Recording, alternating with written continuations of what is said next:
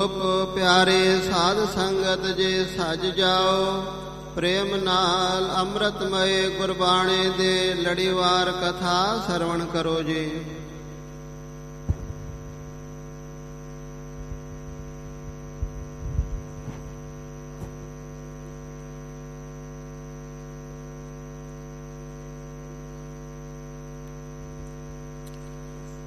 ਸਤਨਾਮ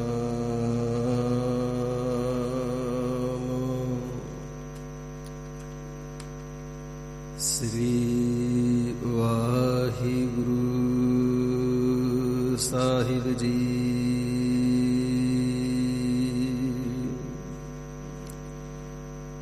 ਇੱਕ ਓੰਕਾਰ ਸਤਨਾਮ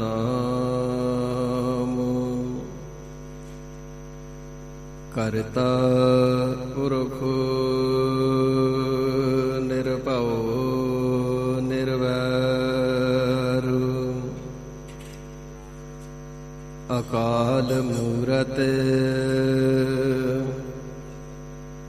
ਅਜੂਨੀ ਸੈਭੰ ਗੁਰ ਪ੍ਰਸਾਦ ਜਪ ਆਦਿ ਸਾਚੁ ਜੁਗਾਦਿ ਸਾਚੁ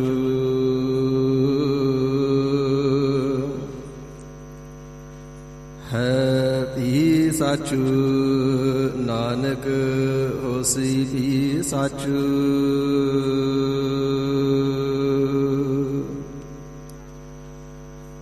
ਚੱਕਰ ਚਿਹਨ ਅਰ ਬਰਨ ਜਾਤ ਅਰ ਪਾਤ ਨਹਿਨ ਜਿਹ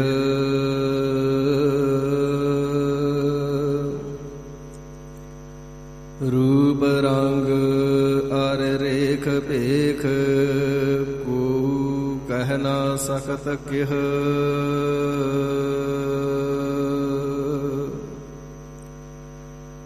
ਅਚਲ ਮੂਰਤ ਅਨਭਉ ਪ੍ਰਕਾਸ਼ ਅਮਿਤੋਜ ਕਹਿਜੈ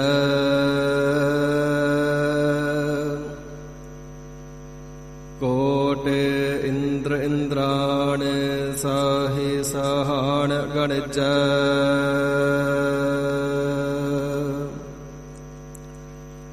ਤ੍ਰਿਭਵਨ ਮਹੀਪ ਸੁਰ ਨਰ ਅਸੁਰ ਨੇਤ ਨੇਤ ਬਨ ਤ੍ਰਣ ਕਹਿਤ ਤੈ ਸਰਬ ਨਾਮ ਕਥੈ ਕਵਨ ਕਰਮ ਨਾਮ ਵਰਨਤ ਸੁਮਤ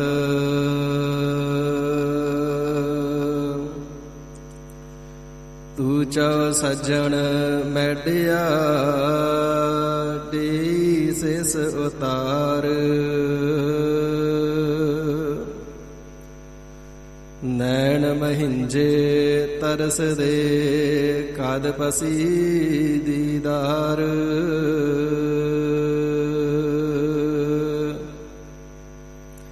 ਮੇਰੇ ਸਾਹਾ ਮੈਂ ਹਰ ਦਰਸ਼ਨ ਸੁਖ ਹੋਈ ਹਮਰੀ ਬੇਦਨ ਤੂ ਜਾਨਤਾ ਸਾਹਾ ਅਵਰ ਕਿਆ ਜਾਨੈ ਕੋਈ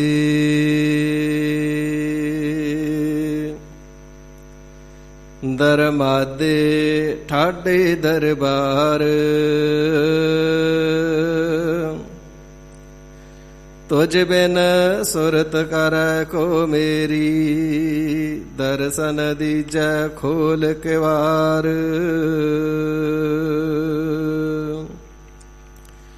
ਮੂਕ ਉਚਰੈ ਸ਼ਾਸਤਰ ਖਟ ਪਿੰਗ ਗਿਰਨ ਚੜ ਜਾਈ ਅੰਧ ਲਖੈ ਬਦਰੋ ਸੁਨੈ ਜੋ ਕਾਲ ਕਿਰਪਾ ਕਰਾਈ ਅੰਧ ਲਖੈ ਬਦਰੋ ਸੁਨੈ ਜੋ ਕਾਲ ਕਿਰਪਾ ਕਰਾਈ।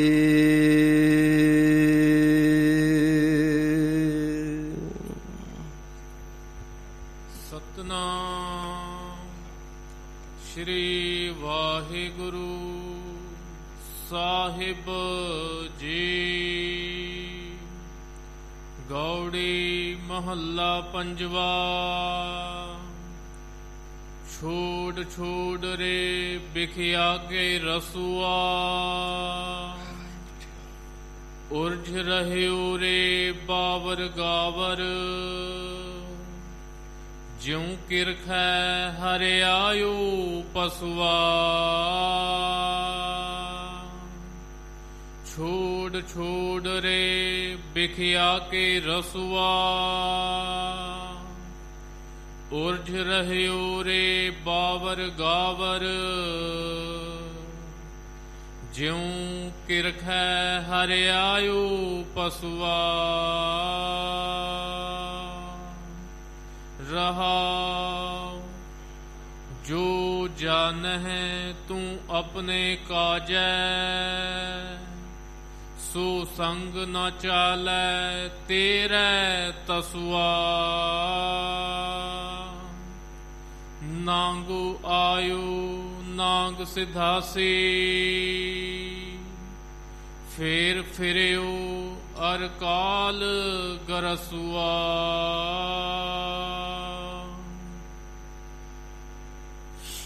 ਪੇਖ ਪੇਖ ਰੇ ਕਸੁੰਭ ਕੇ ਲੀਲਾ, ਰਾਚ ਮਾਚ ਤਿਨਹੂ ਲਾਓ ਹਸੁਆ। ਛੀਜਤ ਡੋਰ ਦਿਨਸ ਅਰ ਰੈਨੀ,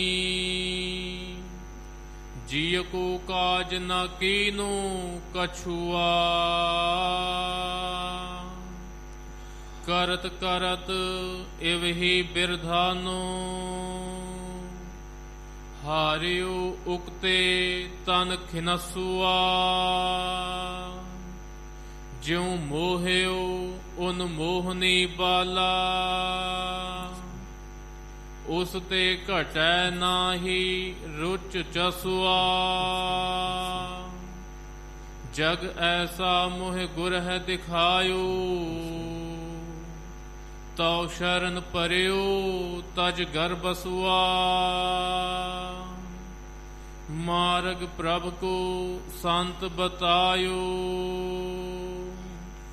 ਦ੍ਰਿੜੀ ਨਾਨਕ ਦਾਸ ਭਗਤ ਹਰ ਜਸੁਆ।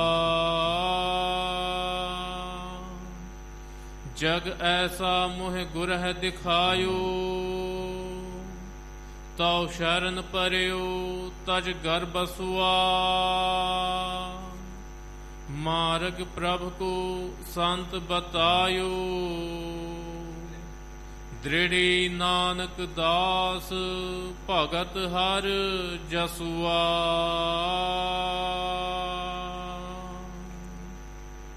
ਵਾਹਿਗੁਰੂ ਜੀ ਕਾ ਖਾਲਸਾ, ਵਾਹਿਗੁਰੂ ਜੀ ਕੀ ਫਤਿਹ। ਪਰਮ ਪਿਤਾ ਪਰਮੇਸ਼ਵਰ ਅਕਾਲ ਪੁਰਖ ਵਾਹਿਗੁਰੂ ਜੀ, ਸਤਿ ਸ੍ਰੀ ਅਕਾਲ ਪੁਰਖ ਵਾਹਿਗੁਰੂ ਜੀ ਦੇ ਨਾਲ ਅਭੇਦ ਜੋਤ ਗੁਰ ਪਰਮੇਸ਼ਰ ਸਾਹਿਬੇ ਕਮਾਲ ਸ੍ਰੀ ਗੁਰੂ ਗੋਬਿੰਦ ਸਿੰਘ ਸਾਹਿਬ ਸੱਚੇ ਪਾਤਸ਼ਾਹ ਜੀ ਮਹਾਰਾਜ, ਕਲਗੀਧਰ ਦਸ਼ਮੇਸ਼ ਪਿਤਾ, ਨੀਲੇ ਦੇ ਸ਼ਾਹ ਅਸਵਾਰ, ਪੰਥ ਦੇ ਵਾਲੀ, ਅੰਮ੍ਰਿਤ ਕੇ ਦਾਤੇ, ਚੋਜੀ ਪ੍ਰੀਤਮ, ਸ਼ਮਸ਼ੇਰ ਬਹਾਦਰ, ਬਾਦਸ਼ਾਹ ਦਰਵੇਸ਼, ਗੁਰੂ ਗੋਬਿੰਦ ਸਿੰਘ, ਸਰਬਤ ਜੀਵਾਂ ਦੇ ਕਲਿਆਣ ਕਰਤਾ, ਉਧਾਰ ਕਰਤਾ, ਗਰੀਬ ਨਿਵਾਜ ਸਤਿਗੁਰੂ ਜੀ ਸਰਬਤ ਜਗਿਆਸੂ ਜਨਾਂ ਤੇ ਬੇਅੰਤ ਕਿਰਪਾਲਤਾ ਬਖਸ਼ਿਸ਼ ਮਿਹਰ ਕਰਕੇ ਆਪਣੇ ਪਾਵਨ ਸਤਜੁਗੀ ਤਪ ਅਸਥਾਨ ਤਖਤ ਸੱਚਖੰਡ ਸ੍ਰੀ ਹਜ਼ੂਰ ਸ੍ਰੀ ਅਬਚਲ ਨਗਰ ਸਾਹਿਬ ਜੀ ਦੇ ਸੁਖ ਦੇ ਦਰਸ਼ਨ ਦੀਦਾਰ ਮੇਲੇ ਤੇ ਦਸਾਂ ਹੀ ਪਾਤਸ਼ਾਹੀਆਂ ਜੀ ਦੀ ਪਾਵਨ ਆਤਮਿਕ ਜੋਤ ਸ੍ਰੀ ਗੁਰੂ ਗ੍ਰੰਥ ਸਾਹਿਬ ਸੱਚੇ ਪਾਤਸ਼ਾਹ ਮਹਾਰਾਜ ਸਾਹਿਬ ਜੀ ਦੀ ਸਤ ਸੰਗਤ ਰੂਪੀ ਗੋਦ ਬਖਸ਼ਿਸ਼ ਕਰਕੇ ਨਿਹਾਲ ਕਿਰਤਾਰਥ ਕਰ ਰਹੇ ਨੇ। ਗਰੀਬ ਨਿਵਾਜ ਸਤਿਗੁਰੂ ਜੀ ਦੇ ਦਰਸ਼ਨਾਂ ਦੇ ਅਭਿਲਾਸ਼ੀਆਂ ਨੇ। ਨੇਮ ਵਾਲਿਆਂ ਨੇ, ਪ੍ਰੇਮ ਵਾਲਿਆਂ ਨੇ ਗੁਰ ਦਰਬਾਰ ਵਿਖੇ ਆ ਕਰਕੇ ਹਾਜ਼ਰੀਆਂ ਭਰ ਕੇ ਆਪਣੇ ਸਮੇਂ ਅਤੇ ਸਵਾਸਾਂ ਨੂੰ ਸਫਲਿਆਂ ਕਰਨ ਦਾ ਆਹਰ ਕਰਦਿਆਂ ਹੋਇਆਂ ਅੰਮ੍ਰਿਤ ਗੁਰਬਾਣੀ ਦੇ ਅੰਮ੍ਰਿਤ ਪ੍ਰੇਮ ਰਸ ਦੇ ਆਨੰਦ ਨੂੰ ਮਾਣਨਾ ਕੀਤਾ ਹੈ। ਸਾਧ ਸੰਗਤ ਜੀ, ਸਤਿਗੁਰੂ ਸੱਚੇ ਪਾਤਸ਼ਾਹ ਮਹਾਰਾਜ ਸਾਹਿਬ ਜੀ ਦੇ ਤਖਤ ਸਾਹਿਬ ਜੀ ਦੀ ਨਿਤ ਦੀ ਮਰਿਆਦਾ ਦੇ ਅਨੁਸਾਰ ਵਕਤ ਹੈ ਸਾਹਿਬਾਂ ਦੀ ਪਾਵਨ ਅੰਮ੍ਰਿਤਮਈ ਗੁਰਬਾਣੀ ਦੀ ਚੱਲ ਰਹੀ ਪਾਵਨ ਲੜੀਵਾਰ ਕਥਾ ਵਿਚਾਰ ਨੂੰ ਸਰਵਣ ਕਰਨੇ ਦਾ। ਜਿਵੇਂ ਗਰੀਬ ਨਿਵਾਜ ਸਤਿਗੁਰੂ ਸੱਚੇ ਪਾਤਸ਼ਾਹ ਜੀ ਸਾਡੇ ਸਰਬਤ ਜੀਆਂ ਦੀ ਕਲਿਆਣ ਹਿਤ ਅੰਮ੍ਰਿਤ ਉਪਦੇਸ਼ ਦੀ ਬਖਸ਼ਿਸ਼ ਕਰਨਾ ਕਰਦੇ ਨੇ, ਮਨ ਚਿਤ ਬਿਰਤੀਆਂ ਇਕਾਗਰ ਕਰਦਿਆਂ ਗੁਰਤ ਚਰਨਾਂ ਦਾ ਧਿਆਨ ਧਰਦਿਆਂ ਹੋਇਆਂ ਸਤਿਗੁਰੂ ਜੀ ਦੀ ਅੰਮ੍ਰਿਤ ਗੁਰਬਾਣੀ ਦੁਆਰਾ ਹਰੀ ਅਕਾਲ ਪੁਰਖ ਵਾਹਿਗੁਰੂ ਜੀ ਤੇ ਗੁਰ ਪਰਮੇਸ਼ਰ ਜੀ ਦੀ ਮਹਿਮਾ ਸਰਵਣ ਕਰਨਾ ਕਰੀਏ। ਰਸਨਾ ਦੀ ਪਵਿੱਤਰਤਾ ਤੇ ਹਿਰਦੇ ਦੀ ਇਕਾਗਰਤਾ ਦੇ ਵਾਸਤੇ ਉਚਾਰਨਾ ਕਰੀਏ ਜੀ। ਸਤਨਾਮ ਸ੍ਰੀ ਵਾਹਿਗੁਰੂ ਸਾਹਿਬ ਜੀ। ਸਤਨਾਮ ਸ੍ਰੀ ਵਾਹਿਗੁਰੂ ਸਾਹਿਬ ਜੀ। ਗੌੜੀ ਮਹੱਲਾ ਪੰਜਵਾ। ਅਕਾਲ ਪੁਰਖ ਵਾਹਿਗੁਰੂ ਪਰਮ ਪਿਤਾ ਪਰਮੇਸ਼ਵਰ ਜੀ ਦੇ ਸਰਗੁਣ ਸਰੂਪ ਪੰਜਵੇਂ ਪਾਤਸ਼ਾਹ, ਧੀਰਜ ਧਾਰੀ ਪਰ ਉਪਕਾਰੀ, ਅੰਮ੍ਰਿਤ ਉਪਦੇਸ਼ ਦੇ ਦਾਤਾ, ਹਲਤ ਪਲਤ ਰੱਖਿਅਕ ਸ੍ਰੀ ਗੁਰੂ ਅਰਜਨ ਦੇਵ ਸੱਚੇ ਪਾਤਸ਼ਾਹ ਮਹਾਰਾਜ ਸਾਹਿਬ ਜੀਆਂ ਦੇ ਪਾਸ ਬੇਅੰਤ ਸੰਗਤਾਂ ਦੇ ਨਾਲ ਜਗਿਆਸੂ ਜਨ ਆਏ ਨੇ ਤੇ ਆ ਕਰਕੇ ਗਰੀਬ ਨਿਵਾਜ ਸਤਿਗੁਰਾਂ ਦੇ ਚਰਨਾਂ ਵਿਖੇ ਅਰਜ਼ ਕੀਤੀ ਏ, ਬੇਨਤੀ ਕੀਤੀ ਏ। ਸੱਚੇ ਪਾਤਸ਼ਾਹ ਕਿਰਪਾਲਤਾ ਕਰਕੇ ਘਰ ਦੇ ਨਾਲ ਨਾਲ ਮਨ ਦੇ ਅੰਦਰ ਵੀ ਸੁਖ ਸ਼ਾਂਤੀ ਬਖਸ਼ੋ। ਗਰੀਬ ਨਿਵਾਜ ਸੱਚੇ ਪਾਤਸ਼ਾਹ ਜੀ, ਇਹ ਜਿਹੜਾ ਮਨ ਹੈ ਨਾ ਹਰ ਵੇਲੇ ਬੜਾ ਕਲਪਦਾ ਹੈ, ਬੜੀ ਕਲਪਨਾ ਕਰਦਾ ਹੈ, ਖਿਨ ਮਾਤਰ ਵੀ ਟਿਕਦਾ ਨਹੀਂ, ਸ਼ਾਂਤ ਹੁੰਦਾ ਹੀ ਨਹੀਂ। ਮਹਾਰਾਜ ਸੱਚੇ ਪਾਤਸ਼ਾਹ ਹਿਰਦੇ ਦੀ ਇਸ ਵੇਦਨਾ ਨੂੰ ਆਪ ਜੀ ਦੇ ਸਮਕਸ਼ ਪ੍ਰਗਟ ਕਰਨੇ ਤੋਂ ਭਾਵ ਹੈ ਮਹਾਰਾਜ ਇਸ ਹਿਰਦੇ ਦੀ ਪੀੜਾ ਨੂੰ, ਵੇਦਨਾ ਨੂੰ ਕਿਰਪਾਲਤਾ ਕਰਕੇ ਦੂਰ ਕਰੋ।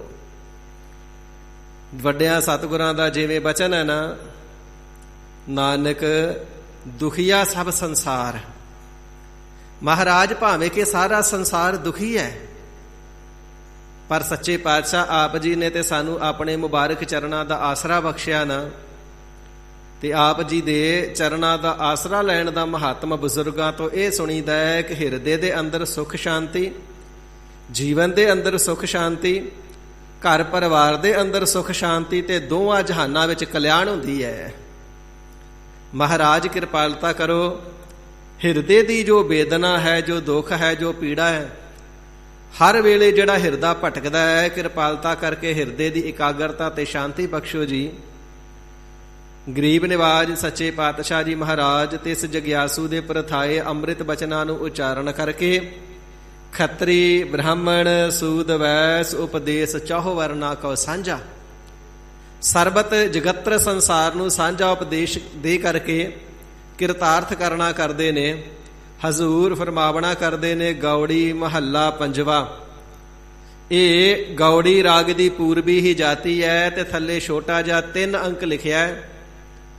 ਇਸ ਦਾ ਭਾਵ ਹੈ ਕਿ ਇਹ ਜਿਹੜੀ ਗੌੜੀ ਪੂਰਬੀ ਹੈ ਇਹ ਤੀਜੇ ਪ੍ਰਕਾਰ ਦੀ ਹੈ ਤੇ ਕੀਰਤਨ ਕਰਨ ਸਮੇਂ ਇਸ ਨੂੰ ਤੀਜੇ ਸੁਰਤਾਲ ਘਰ ਦੇ ਵਿੱਚ ਗਾਇਨ ਕਰਨਾ ਹੈ।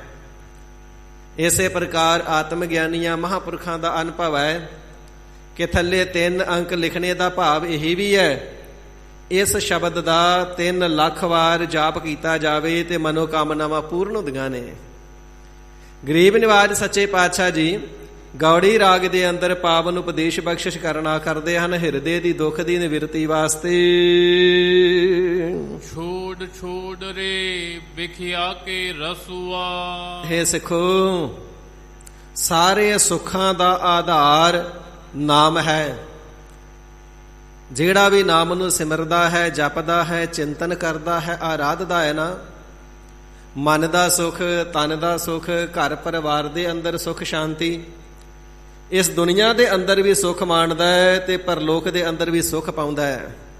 ਸੁੱਖਾਂ ਦਾ ਆਧਾਰ, ਸੁੱਖਾਂ ਦਾ ਮੂਲ ਨਾਮ ਹੈ। ਤੇ ਜਿਤਨੇ ਵੀ ਦੁੱਖ ਨੇ, ਦੁੱਖਾਂ ਦਾ ਮੂਲ ਮਾਇਆ ਤੇ ਵਿਸ਼ੇ ਵਿਕਾਰ ਨੇ। ਮਾਇਆ ਦੇ ਮੋਹ ਨੂੰ ਵੀ ਸਤਿਗੁਰੂ ਜੀ ਨੇ ਵੇਖ ਭਾਵ ਕੇ ਜ਼ਹਿਰ ਕਹਿਣਾ ਕੀਤਾ ਹੈ, ਤੇ ਵਿਸ਼ੇ ਵਿਕਾਰ ਪਰਮਾਤਮਾ ਜੀ ਦੇ ਨਾਮ ਰਸ ਦੇ ਨਾਲੋਂ ਤੋੜ ਕਰਕੇ ਜੀਵ ਦਾ ਆਤਮਿਕ ਜੀਵਨ ਤਬਾਹ ਕਰ ਦਿੰਦੇ ਨੇ, ਬਰਬਾਦ ਕਰ ਦਿੰਦੇ ਨੇ। ਜਿਵੇਂ ਪ੍ਰਤੱਖ ਜ਼ਹਿਰ ਦੇ ਨਾਲ ਬੰਦਾ ਮਰ ਜਾਂਦਾ ਹੈ, ਵਿਸ਼ੇ ਵਿਕਾਰਾਂ ਰੂਪੀ ਜ਼ਹਿਰ ਦੇ ਨਾਲ ਬੰਦੇ ਦੇ ਹਿਰਦੇ ਵਿੱਚੋਂ ਸ਼ੁਭ ਗੁਣ ਮਰ ਜਾਂਦੇ ਨੇ। ਇਸ ਕਰਕੇ ਸਤਿਗੁਰੂ ਸੱਚੇ ਪਾਤਸ਼ਾਹ ਜੀ ਨੇ ਵਿਸ਼ੇ ਵਿਕਾਰਾਂ ਨੂੰ ਵੀ ਵੇਖ ਜ਼ਹਿਰ ਦਾ ਨਾਮ ਦੇਣਾ ਕੀਤਾ ਹੈ। ਤੇ ਹਜ਼ੂਰ ਫਰਮਾਵਣਾ ਕਰਦੇ ਨੇ, ਇਹ ਸਿੱਖੋ, ਜੇਕਰ ਆਪਣਾ ਭਲਾ ਚਾਹੁੰਦੇ ਹੋ, ਮਨ ਦੀ ਸੁਖ ਸ਼ਾਂਤੀ ਚਾਹੁੰਦੇ ਹੋ, ਤਨ ਦੀ ਮਨ ਦੀ ਅਰੋਗਤਾ ਚਾਹੁੰਦੇ ਹੋ, ਤੇ ਛੋੜ ਰੇ ਵਿਖਿਆ ਕੇ ਰਸੂਆ, ਛੱਡ ਦੇਣਾ ਕਰੋ ਭਾਈ, ਛੱਡ ਦੇਣਾ ਕਰੋ। ਜਿਹੜੇ ਵਿਸ਼ੇ ਵਿਕਾਰਾਂ ਦੇ ਰਸੀਏ ਹੋ ਰਹੇ ਹੋ ਨਾ, ਵਿਸ਼ੇ ਵਿਕਾਰਾਂ ਨੂੰ ਬਹੁਤੇ ਰਸ ਲੈ ਲੈ ਕਰਕੇ ਮਨ ਨਾ ਕਰਦੇ ਹੋ ਕਿ ਇਸ ਦੇ ਵਿੱਚੋਂ ਸੁੱਖ ਮਿਲ ਜਾਵੇ। ਇਹਨਾਂ ਵਿਸ਼ੇ ਵਿਕਾਰਾਂ ਨੂੰ ਛੱਡ ਦੇਣਾ ਕਰੋ। ਵੇਖੋ ਸਾਡੇ ਵੱਲ, ਸੁਣੋ ਸਾਡੇ ਉਪਦੇਸ਼ ਨੂੰ, ਛੱਡ ਦੇਣਾ ਕਰੋ। ਹਜ਼ੂਰ ਫਰਮਾਵਣਾ ਕਰਦੇ ਨੇ, ਜਦੋਂ ਤੱਕ ਇਹਨਾਂ ਰਸਾਂ ਦੇ ਵਿੱਚ ਲੱਗੇ ਰਹੋਗੇ, ਵਾਹਿਗੁਰੂ ਜੀ ਦੇ ਰਸ ਦੀ ਪ੍ਰਾਪਤੀ ਨਹੀਂ ਹੋਣੀ। ਤੇ ਜਦੋਂ ਤੱਕ ਵਾਹਿਗੁਰੂ ਜੀ ਦੇ ਨਾਮ ਰਸ ਦੀ ਪ੍ਰਾਪਤੀ ਨਹੀਂ ਹੁੰਦੀ, ਉਦੋਂ ਤੱਕ ਆਤਮ ਸੁੱਖ ਕਦਾਚਿਤ ਵੀ ਨਹੀਂ ਮਿਲਣਾ ਏ। ਇਸ ਕਰਕੇ ਅਨ ਦਿਨ ਸਿਮਰਹੁ ਤਾਸ ਕਾਓ, ਜੋ ਅੰਤ ਸਹਾਈ ਹੋਏ, ਇਹ ਵਿਖਿਆ ਦਿਨ 4 ਛਿਯ, ਛਾੜ ਚੱਲਿਓ ਸਭ ਕੋਏ। ਇਹ ਜਿਹੜੇ ਵਿਸ਼ੇ ਵਿਕਾਰ ਨੇ, ਇਹ ਤੇ 4 ਕੁ ਦਿਨਾਂ ਦੀ ਖੇਡ ਹੈ, 4 ਕੁ ਦਿਨਾਂ ਦੀ ਜਵਾਨੀ ਹੈ, ਜਵਾਨੀ ਢਲ ਜਾਣੀ ਹੈ। ਇਹਨਾਂ ਵਿਸ਼ੇ ਵਿਕਾਰਾਂ ਨੂੰ ਤੂੰ ਨਾ ਛੱਡੇਗਾ ਤੇ ਇਹਨਾਂ ਨੇ ਤੇਰੇ ਸਰੀਰ ਨੂੰ ਛੱਡ ਜਾਣਾ, ਕਿਉਂਕਿ ਸਰੀਰ ਫਿਰ ਵਿਸ਼ੇ ਵਿਕਾਰਾਂ ਜੋਗਾ ਨਹੀਂ ਰਹਿਣਾ ਹੈ। ਇਸ ਕਰਕੇ ਰਾਤ ਦਿਨ ਹਰ ਰੋਜ਼ ਇੱਕ ਹਰੀ ਪਰਮਾਤਮਾ ਅਕਾਲ ਪੁਰਖ ਵਾਹਿਗੁਰੂ ਜੀ ਦੇ ਨਾਮ ਦਾ ਹੀ ਸਿਮਰਨ ਕਰਨਾ ਕਰੋ। ਅਨ ਦਿਨ ਸਿਮਰਹੁ ਤਾਸ ਕਾਓ, ਜੋ ਪਰਮਾਤਮਾ ਹਰੀ ਪਰਮੇਸ਼ਰ ਜੀ ਦਾ ਜਪਿਆ ਹੋਇਆ ਨਾਮ ਅੰਤਮ ਸਮੇਂ ਵੀ ਸਹਾਇਤਾ ਕਰਨੇ ਵਾਲਾ ਹੈ।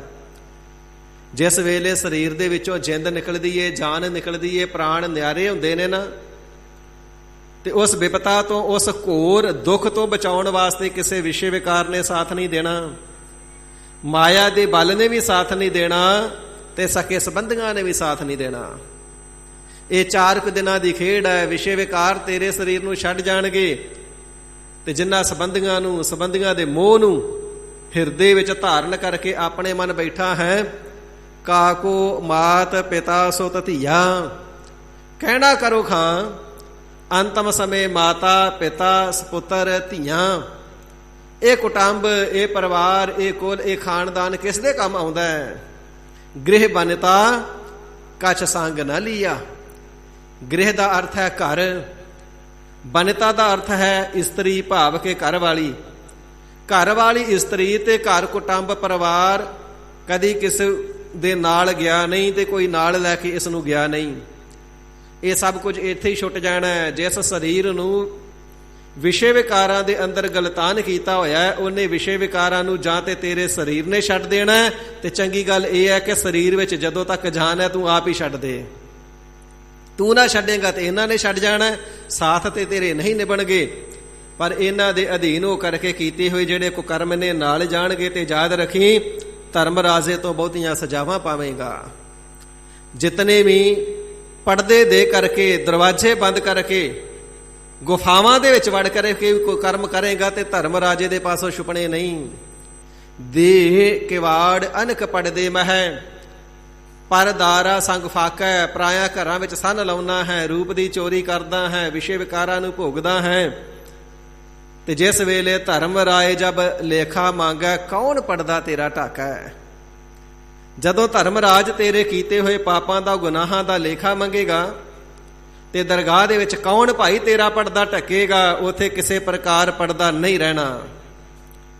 ਜਿਹੜਾ ਸੱਚ ਹੁੰਦਾ ਨਾ, ਜੇ 100 ਪਰਦੇ ਪਾ ਕਰਕੇ ਵੀ ਢੱਕਣ ਦਾ ਯਤਨ ਕਰੀਏ, ਤੇ ਸਿਆਣਿਆਂ ਦਾ ਕਥਨ ਹੈ ਸੱਚ 100 ਪਰਦੇ ਪਾੜ ਕੇ ਵੀ ਬਾਹਰ ਆ ਜਾਂਦਾ ਹੈ। ਤੇ ਜਿਹੜਾ ਝੂਠ ਦਾ ਤੂੰ ਮੁਲੰਮਾ ਪਾਜ ਚੜਾ ਕਰਕੇ ਰੱਖਿਆ, ਅਖਵਾਉਂਦਾ ਆਪਣੇ ਆਪ ਨੂੰ ਬੜਾ ਚੰਗਾ, ਪਰ ਅੰਦਰੋਂ ਵਿਕਾਰੀ ਹੈ, ਵਿਕਾਰਾਂ ਨੂੰ ਛੱਡਦਾ ਨਹੀਂ। ਛੱਡ ਦੇਣਾ ਕਰ, ਛੱਡ ਦੇਣਾ ਕਰ ਇਹਨਾਂ ਵਿਖਿਆ ਵਿਸ਼ੇ ਵਿਕਾਰਾਂ ਦੇ ਰਸਾਂ ਨੂੰ।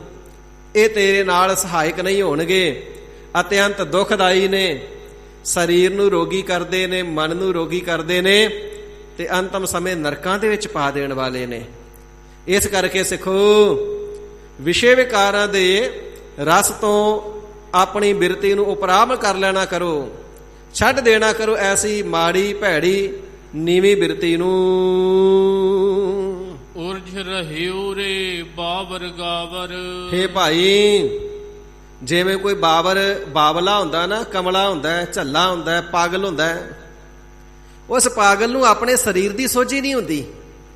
ਉਹ ਜਿੱਥੇ ਖੜਦਾ, ਜਿੱਥੇ ਬੈਠਦਾ, ਉੱਥੇ ਕਮਲਾਪਨ ਖਿਲਾਰੀ ਜਾਂਦਾ ਹੈ। ਤੇ ਜੇ ਤੂੰ ਵੀ ਸਿਆਣਾ ਹੁੰਦਾ ਤੇ ਨਾਮ ਦੇ ਅੰਦਰ ਸੁਰਤ ਟਿਕਾਉਂਦਾ, ਪਰ ਨਾਮ ਨੂੰ ਛੱਡ ਦਿੱਤਾ, ਇਸ ਕਰਕੇ ਤੂੰ ਬਾਵਰ ਹੈ, ਪਾਗਲ ਹੈ, ਕਮਲਾ ਹੈ, ਝੱਲਾ ਹੈ, ਬੇਸਮਝ ਹੈ, ਅਣਜਾਣ ਹੈ ਤੂੰ। ਤੇ ਗਾਵਰ ਤੋਂ ਭਾਵ ਹੈ ਗਵਾਰ। ਗਵਾਰ ਕਿਹਾ ਜਾਂਦਾ ਮੂਰਖ ਨੂੰ। ਮੂਰਖ ਹੈ, ਅਗਿਆਨੀ ਹੈ। ਇਸ ਪ੍ਰਕਾਰ ਕਮਲਿਆਂ ਵਾਂਗੂ, ਝੱਲਿਆਂ ਵਾਂਗੂ, ਬੌਰਿਆਂ ਵਾਂਗੂ, ਮਸਤਾਨਿਆਂ ਵਾਂਗੂ, ਪਾਗਲਾਂ ਵਾਂਗੂ, ਮੂਰਖਾਂ ਵਾਂਗੂ ਵਿਸ਼ੇ ਵਿਕਾਰਾਂ ਦੇ ਅੰਦਰ ਹੀ ਤੂੰ ਉਲਝ ਰਿਹਾ ਹੈ, ਖਚਿਤ ਹੋ ਰਿਹਾ ਹੈ, ਗਲਤਾਨ ਹੋ ਰਿਹਾ ਹੈ। ਜਿਉ ਕਿਰਖੈ ਹਰਿਆਯੂ ਪਸ਼ੂਆ। ਜਿਸ ਪ੍ਰਕਾਰ ਹਰਿਆਲ ਪਸ਼ੂ ਹੁੰਦਾ ਨਾ, ਜਿਹੜਾ ਹਰਿਆਲ ਪਸ਼ੂ ਹੁੰਦਾ ਹੈ, ਉਸ ਦਾ ਇਹ ਸੁਭਾਅ ਹੁੰਦਾ ਹੈ, ਉਹ ਆਪ ਮੁਹਾਰਾ ਛੁੱਟ ਕਰਕੇ ਤੇ ਹਰਿਆਵਲ ਦੇ ਵਿੱਚ ਭਾਵ ਖੇਤਾਂ ਵਿੱਚ ਦੌੜ ਕਰਕੇ ਜਾ ਕੇ ਵੜਦਾ ਹੈ, ਤੇ ਜਿਹੜੀ ਵੀ ਫਸਲ ਹੋਵੇ ਉਸ ਨੂੰ ਮੂੰਹ ਮਾਰਦਾ ਹੈ, ਖਾਂਦਾ ਹੈ।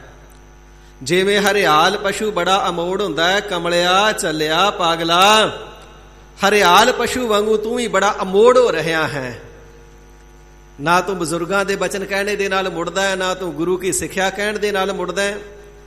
ਇੱਕ ਕੰਨ ਸੁਣਦਾ ਤੇ ਦੂਜੇ ਕੰਨ ਕੱਢ ਦੇਣਾ। ਹਰਿਆਲ ਪਸ਼ੂ ਵਾਂਗੂ ਬੜਾ ਮੂੰਹ ਜੋਰੋ ਕਰਕੇ ਵਿਸ਼ੇ ਵਿਕਾਰਾਂ ਦੀ ਹਰਿਆਵਲਤਾ ਨੂੰ ਤੂੰ ਖਾ ਰਿਹਾ ਹੈ, ਤੂੰ ਚਰ ਰਿਹਾ ਹੈ। ਹਜ਼ੂਰ ਫਰਮਾਉਂਦੇ ਨੇ ਨਾ, ਹਰੀ ਅੰਗੂਰੀ ਗਧਾ ਚਰੈ, ਨਿਤ ਉਠ ਹਾਸੈ ਹੀਂਗੈ ਮਰੈ, ਮਾਤਾ ਭੈਸਾ ਅਮੁਹਾ ਜਾਏ, ਕੁਦ ਕੁਦ ਚਰੈ ਰਸਾਤਲ ਪਾਏ। ਇਹ ਜਿਹੜੀ ਵਿਸ਼ੇ ਵਿਕਾਰਾਂ ਰੂਪੀ ਹਰੀ ਅੰਗੂਰੀ ਹਰਿਆਵਲ ਹੈ ਨਾ, ਇਹ ਗਧਾ ਮਨ, ਖੋਤਾ ਮਨ ਦੌੜ ਦੌੜ ਕਰਕੇ, ਭੱਜ ਭੱਜ ਕੇ ਜਾ ਕਰਕੇ ਉਹਨਾਂ ਵਿਸ਼ੇ ਵਿਕਾਰਾਂ ਦੀ ਹਰਿਆਵਲਤਾ ਨੂੰ ਖਾਂਦਾ ਹੈ, ਚਰਦਾ ਹੈ। ਨਿਤਾ ਪ੍ਰਤੀ ਉੱਠ ਕੇ ਬੜਾ ਖੁਸ਼ ਹੁੰਦਾ ਹੈ। ਜੇ ਵਿਸ਼ੇ ਵਿਕਾਰ ਛੁੱਟ ਜਾਣ ਫਿਰ ਬੜਾ ਹਿੰਗਾ, ਰੋਂਦਾ ਹੈ, ਵਿਰਲਾਪ ਕਰਦਾ ਹੈ, ਹੋਰ ਚਾਹੀਦੇ ਨੇ।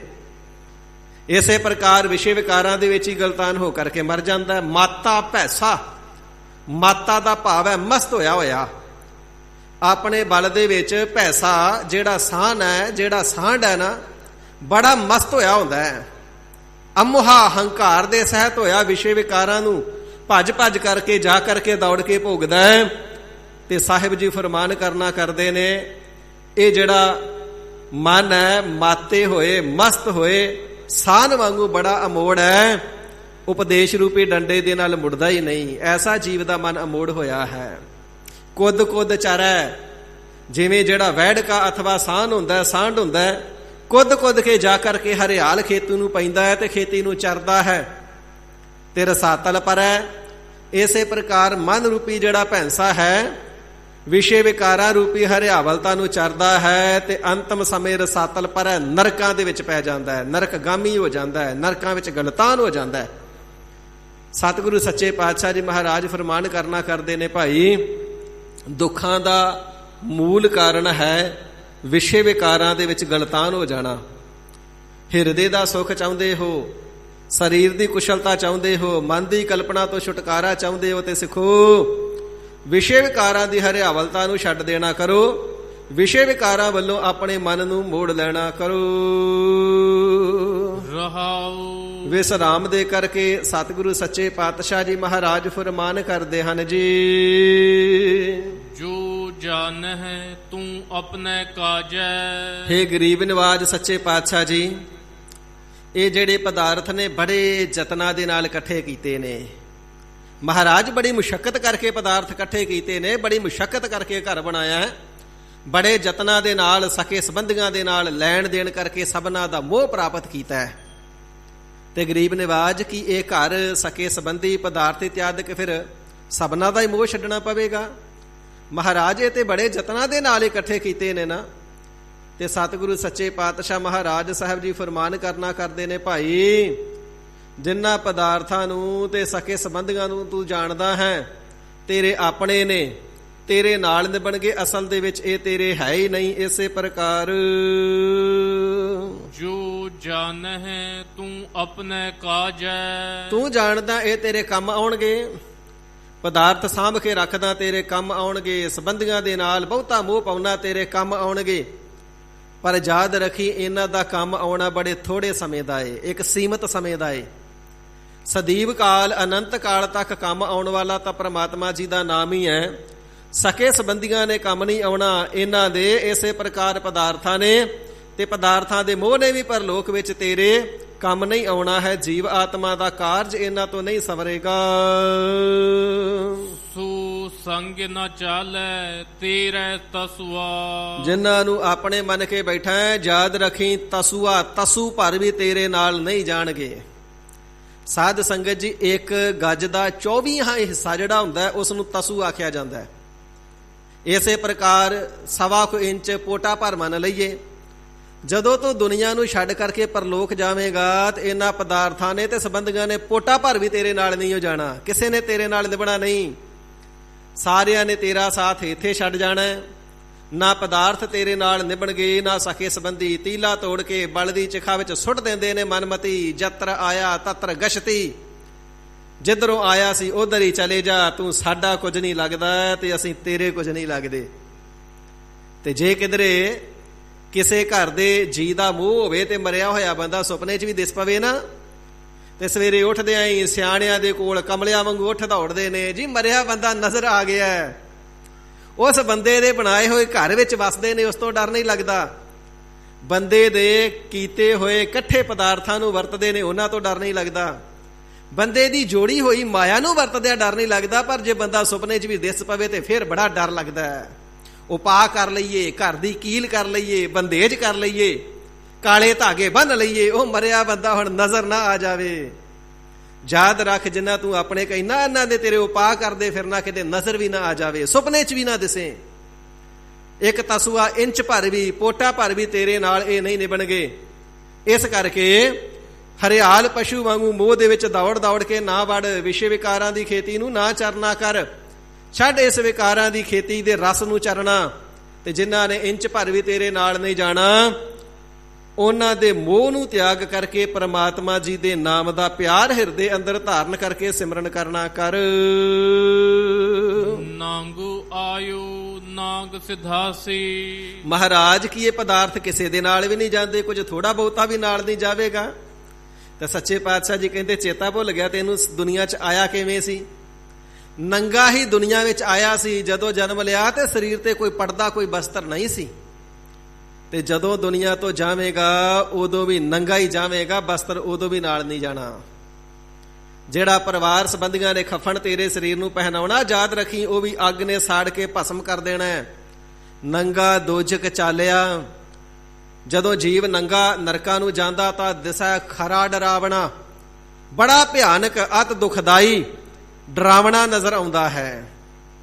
ਮੰਦਾ ਚੰਗਾ ਆਪਣਾ ਆਪੇ ਹੀ ਕੀਤਾ ਭਾਵਨਾ, ਆਪੇ ਹੀ ਕੀਤਾ ਪਾਵਨਾ। ਆਪਣੇ ਕੀਤੇ ਹੋਏ ਮੰਦੇ ਅਤੇ ਚੰਗੇ ਕਰਮਾਂ ਦਾ ਫਲ ਜਿਹੜਾ ਹੈ ਉਹ ਜੀਵ ਆਪ ਹੀ ਪਾਉਂਦਾ ਹੈ। ਇਸ ਪ੍ਰਕਾਰ ਕੋਈ ਵਸਤੂ ਨਾਲ ਆਈ ਨਹੀਂ ਤੇ ਕੋਈ ਨਾਲ ਜਾਣੀ ਨਹੀਂ। ਸਾਧ ਸੰਗਤ ਜੀ, ਹਿਰਦੇ ਦੇ ਅੰਦਰ ਵਿਚਾਰ ਕਰਕੇ ਦੇਖੀਏ। ਸਵੇਰੇ ਉੱਠਦਿਆਂ ਕੋਈ ਉਪਦੇਸ਼ ਸੁਣਾ ਦੇਵੇ ਕਿ ਅੱਜ ਤੈਨੂੰ ਕੋਈ ਬਸਤਰ ਨਹੀਂ ਪਹਿਨਣ ਦੇਣਾ ਤੇ ਜਾਣਾ ਫਲਾਣੇ ਸ਼ਹਿਰ ਆ, ਪਰ ਤੂੰ ਬਿਨ ਬਸਤਰ ਬਿਨ ਪਰਦੇ ਤੋਂ ਐਵੇਂ ਜਾਣਾ, ਤੇ ਕਿਵੇਂ ਦਾ ਮਹਿਸੂਸ ਹੋਵੇਗਾ। ਆਪਣੇ ਘਰ ਦੇ ਵਿੱਚੋਂ ਨਿਕਲਣਾ, ਬੈੱਡਰੂਮ ਚੋਂ ਨਿਕਲਣਾ, ਕਮਰੇ ਚੋਂ ਨਿਕਲਣਾ ਅਤਿਅੰਤ ਕਸ਼ਟਦਾਇਕ ਲੱਗੇਗਾ। ਤੇ ਮਨੁੱਖ ਨਗਨ ਅਵਸਥਾ 'ਚ ਆਪਣੇ ਕਮਰੇ ਚੋਂ ਬਾਹਰ ਨਹੀਂ ਨਿਕਲ ਸਕਦਾ। ਤੇ ਜੇ ਘਰ ਚੋਂ ਨਿਕਲਣਾ ਪਵੇ ਤੇ ਹੋਰ ਵੀ ਵੱਡਾ ਦੁਖਦਾਈ ਹੈ। ਪਰ ਜੇ ਸ਼ਹਿਰ ਵਿੱਚੋਂ ਲੱਗ ਕੇ ਦੂਜੇ ਸ਼ਹਿਰ ਜਾਣਾ ਪਵੇ ਤੇ ਹੋਰ ਵੀ ਜ਼ਿਆਦਾ ਹਿਰਦੇ ਨੂੰ ਦੁਖਦਾਈ ਤੇ ਸ਼ਰਮਨਾਇਕ ਹੋਵੇਗਾ।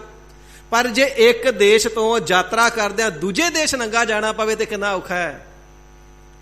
ਤੇ ਦੂਜੇ ਦੇਸ਼ ਤੋਂ ਭਾਵ ਹੈ ਸਾਧ ਸੰਗਤ ਜੀ, ਇਸ ਲੋਕ ਤੋਂ ਪਰਲੋਕ ਜਦੋਂ ਜਾਣਾ ਹੈ ਤੇ ਇੱਕ ਬਸਤਰ ਤੱਕ ਵੀ ਨਾਲ ਨਹੀਂ ਜਾਣਾ। ਕਿਤਨੀ ਮਨਮੁਖ ਵਾਸਤੇ ਸ਼ਰਮਨਾਕ ਗੱਲ ਹੋਵੇਗੀ। ਤੇ ਇਸ ਬੇਪਰਦ ਹੋਣ ਦੀ ਸ਼ਰਮ ਤੋਂ ਬਚਣ ਵਾਸਤੇ ਸਤਿਗੁਰੂ ਸੱਚੇ ਪਾਤਸ਼ਾਹ ਜੀ ਨੇ ਸਾਧਨ ਕੀ ਬਖਸ਼ਿਆ, ਨਾਮ ਸਿਖਾ। ਨਾਮ ਨੂੰ ਜਪਣਾ ਕਰੇਗਾ ਤੇ ਫਿਰ ਜਿਵੇਂ ਪਾਪੀ ਲੋਕ ਨਰਕਾਂ ਦੇ ਰਸਤੇ ਨੰਗੇ ਜਾਂਦੇ ਨੇ, ਤੂੰ ਨਗਨ ਨਹੀਂ ਜਾਵੇਂਗਾ। ਹਰੀ ਪ੍ਰਮਾਤਮਾ ਵਾਹਿਗੁਰੂ ਜੀ ਦਾ ਨਾਮ ਤੇਰਾ ਪਰਦਾ ਢੱਕ ਦੇਵੇਗਾ। ਹਰੀ ਵਾਹਿਗੁਰੂ ਜੀ ਦਾ ਨਾਮ ਤੇਰੇ ਵਾਸਤੇ ਬਸਤਰ ਹੋਵੇਗਾ ਤੇ ਤੈਨੂੰ ਭੁੱਖਾ ਵੀ ਨਹੀਂ ਜਾਣਾ ਪਵੇਗਾ। ਹਰੀ ਵਾਹਿਗੁਰੂ ਜੀ ਦਾ ਨਾਮ ਹੀ ਤੇਰੇ ਵਾਸਤੇ 36 ਪ੍ਰਕਾਰ ਦੇ ਭੋਜਨ ਹੋਣਗੇ। ਸਿਖਾ ਭਲਿਆ, ਵਾਹਿਗੁਰੂ ਜੀ ਦਾ ਨਾਮ ਐਸਾ ਹੈ ਜਿਹੜਾ ਲੋਕ ਦੇ ਅੰਦਰ ਜਿਉਂਦਿਆਂ ਜੀ ਵੀ ਪਰਦੇ ਢੱਕਦਾ ਹੈ, ਤੇ ਜਦੋਂ ਲੋਕ ਨੂੰ ਛੱਡ ਕਰਕੇ ਪਰਲੋਕ ਨੂੰ ਜਾਈਦਾ ਉਦੋਂ ਮਰਿਆਂ ਦਾ ਵੀ ਪਰਦਾ ਢੱਕਦਾ ਹੈ। ਇਸ ਕਰਕੇ ਜਿਨ੍ਹਾਂ ਪਦਾਰਥਾਂ ਦਾ ਮੋਹ ਕਰ ਰਿਹਾ ਉਹਨਾਂ ਨੇ ਤੇ ਨਾਲ ਨਹੀਂ ਨਿਭਣਾ। ਯਾਦ ਕਰ ਉਸ ਸਮੇਂ ਨੂੰ ਜਦੋਂ ਜਨਮ ਲਿਆ ਸੀ ਤੇ ਨਗਨ ਅਵਸਥਾ ਦੇ ਅੰਦਰ ਹੀ ਸਰੀਰ ਤੇ ਪਰਦਾ ਧਾਰਨ ਕੀਤੇ ਤੋਂ ਬਿਨਾਂ ਹੀ ਦੁਨੀਆ ਦੇ ਵਿੱਚ ਤੂੰ ਪ੍ਰਗਟ ਹੋਇਆ ਸੀ, ਪੈਦਾ ਹੋਇਆ ਸੀ, ਜਨਮ ਲਿਆ ਸੀ, ਤੇ ਜਦੋਂ ਜਾਵੇਂਗਾ ਤਾਂ ਵੀ ਨੰਗਾ ਹੀ ਜਾਵੇਂਗਾ। ਕੋਈ ਵੀ ਪਦਾਰਥ ਤੇਰੇ ਨਾਲ ਨਹੀਂ ਜਾਣਾ। ਜਿਸ ਸਰੀਰ ਨੂੰ ਲੈ ਕਰਕੇ ਦੁਨੀਆ ਦੇ ਵਿੱਚ ਆਇਆ ਸੀ, ਜਾਣ ਸਮੇਂ ਇਹ ਸਰੀਰ ਵੀ ਦੁਨੀਆ ਵਿੱਚ ਇੱਥੇ ਹੀ ਰਹਿ ਜਾਵੇਗਾ।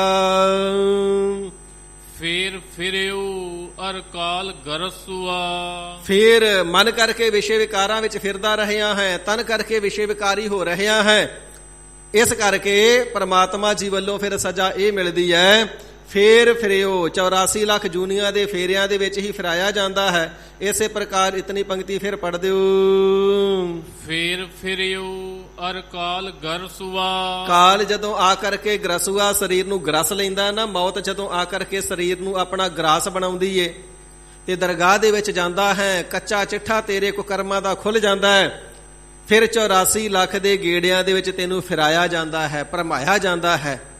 ਉੱਥੇ ਨਾ ਤੇ ਕਿਸੇ ਪ੍ਰਕਾਰ ਦੀ ਸਿਫਾਰਿਸ਼ ਚੱਲਦੀ ਏ, ਨਾ ਕੋਈ ਸਰਕਾਰੀ ਦਰਬਾਰੀ ਉੱਥੇ ਚਿੱਠੀ ਚੱਲਦੀ ਏ, ਨਾ ਕੋਈ ਪ੍ਰਵਾਨਾ ਜਾਣਾ ਤੇ ਨਾ ਕੋਈ ਸਟੇ ਲਈ ਜਾਣੀ ਹੈ। ਉੱਥੇ ਕਿਸੇ ਪ੍ਰਕਾਰ ਦਾ ਲਿਹਾਜ਼ ਨਹੀਂ ਹੁੰਦਾ। ਪਾਪੀਆਂ ਨੂੰ 84 ਲੱਖ ਦੇ ਗੇੜਿਆਂ ਦੇ ਵਿੱਚ ਬਹੁਤਾ ਫੇਰ ਕਰਕੇ ਫਿਰਾਇਆ ਜਾਂਦਾ, ਭਰਮਾਇਆ ਜਾਂਦਾ ਹੈ। ਪੇਖ ਪੇਖ ਰੇ ਕਸੁੰਭ ਕੀ ਲੀਲਾ, ਹੇ ਭਾਈ ਵੇਖ ਲੈਣਾ ਕਰ, ਪ੍ਰਤੱਖ ਨੇਤਰਾਂ ਦੇ ਨਾਲ ਵੇਖ ਲੈਣਾ ਕਰ, ਵਿਵੇਕ ਅਤੇ ਵਿਚਾਰ ਦੇ ਨੇਤਰਾਂ ਨਾਲ ਵੇਖ ਲੈਣਾ ਕਰ। ਇਹ ਜਿਤਨਾ ਮਾਇਆ ਦਾ ਮੋਹ ਹੈ, ਜਿਤਨਾ ਵਿਕਾਰਾਂ ਦਾ ਰਸ ਹੈ, ਸਾਰੇ ਕਸੁੰਬੇ ਫੁੱਲ ਦੀ ਲੀਲਾ ਵਰਗਾ ਹੈ। ਕਹਿਣ ਤੋਂ ਭਾਵ ਜਿਹੜੇ ਕਸੁੰਬੇ ਦੇ ਫੁੱਲ ਹੁੰਦੇ ਨੇ, ਖਿੜੇ ਹੋਏ ਬੜੇ ਸੋਹਣੇ ਲੱਗਦੇ ਨੇ, ਪਰ ਪਾਣੀ ਦੀ ਇੱਕ ਬੂੰਦ ਵੀ ਉੱਪਰ ਪੈ ਜਾਵੇ ਤੇ ਉਸ ਦਾ ਜਿਹੜਾ ਰੰਗ ਬਿਲਕੁਲ ਕੱਚਾ ਹੁੰਦਾ ਤੇ ਖੁਰ ਜਾਂਦਾ। ਖੁਸ਼ਬੂ ਤੇ ਹੁੰਦੀ ਹੋਈ ਨਹੀਂ, ਖੁਸ਼ਬੂ ਪਹਿਲਾਂ ਹੀ ਨਹੀਂ, ਕੇਵਲ ਰੰਗ ਸੋਹਣਾ ਹੈ, ਤੇ ਪਾਣੀ ਪੈਂਦਿਆਂ ਸਾਰ ਰੰਗ ਵੀ ਖੁਰ ਜਾਂਦਾ, ਰੰਗ ਵੀ ਨਹੀਂ ਰਹਿੰਦਾ। ਉਹ ਫੁੱਲ ਰੰਗ ਤੋਂ ਬੇਰੰਗ ਹੋ ਜਾਂਦੇ ਨੇ। ਜਿਹੜੇ ਸੋਹਣੇ ਲੱਗਦੇ ਨੇ ਫਿਰ ਬੇਰੰਗ ਹੋਣੇ ਕਰਕੇ ਅੱਖਾਂ ਨੂੰ ਨਹੀਂ ਭਾਉਂਦੇ।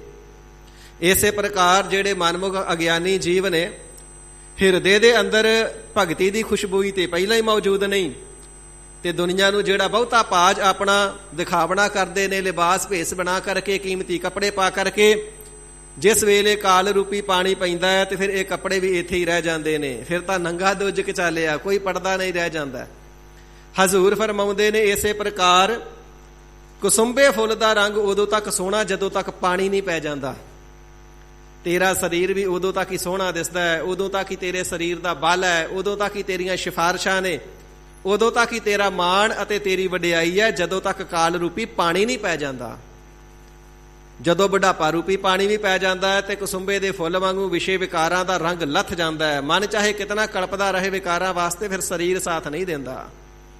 ਇਸੇ ਪ੍ਰਕਾਰ ਜਦੋਂ ਕਾਲ ਰੂਪੀ ਜਲ ਪੈ ਜਾਂਦਾ ਹੈ ਤੇ ਫਿਰ ਜਿਹੜਾ ਸਰੀਰ ਹੈ ਮਿੱਟੀ ਹੋ ਜਾਂਦਾ ਹੈ, ਫਨਾਹ ਹੋ ਜਾਂਦਾ ਹੈ। ਤੇ ਸਤਿਗੁਰੂ ਸੱਚੇ ਪਾਤਸ਼ਾਹ ਜੀ ਬਚਨ ਕਰਨਾ ਕਰਦੇ ਨੇ, ਇਹ 4 ਦਿਹਾੜਿਆਂ ਦੇ ਰੰਗ ਤਮਾਸ਼ੇ ਕਸੁੰਬੇ ਫੁੱਲ ਦੀ ਲੀਲਾ ਵਰਗੇ, ਉਸ ਦੇ ਰੰਗ ਵਰਗੇ, ਉਸ ਦੇ ਖੜਾਓ ਵਰਗੇ ਨੇ। ਇਹਨਾਂ ਨੇ ਤੇਰਾ ਸਾਥ ਨਹੀਂ ਦੇਣਾ, ਤੇਰੇ ਕੰਮ ਨਹੀਂ ਆਉਣ ਵਾਲੇ ਹਨ, ਤੇਰੇ ਆਤਮਿਕ ਜੀਵਨ ਨੂੰ ਬਰਬਾਦ ਕਰਨੇ ਵਾਲੇ ਨੇ, ਦੁਖਦਾਈ ਤਬਾਹ ਕਰ ਦੇਣ ਵਾਲੇ ਹਨ।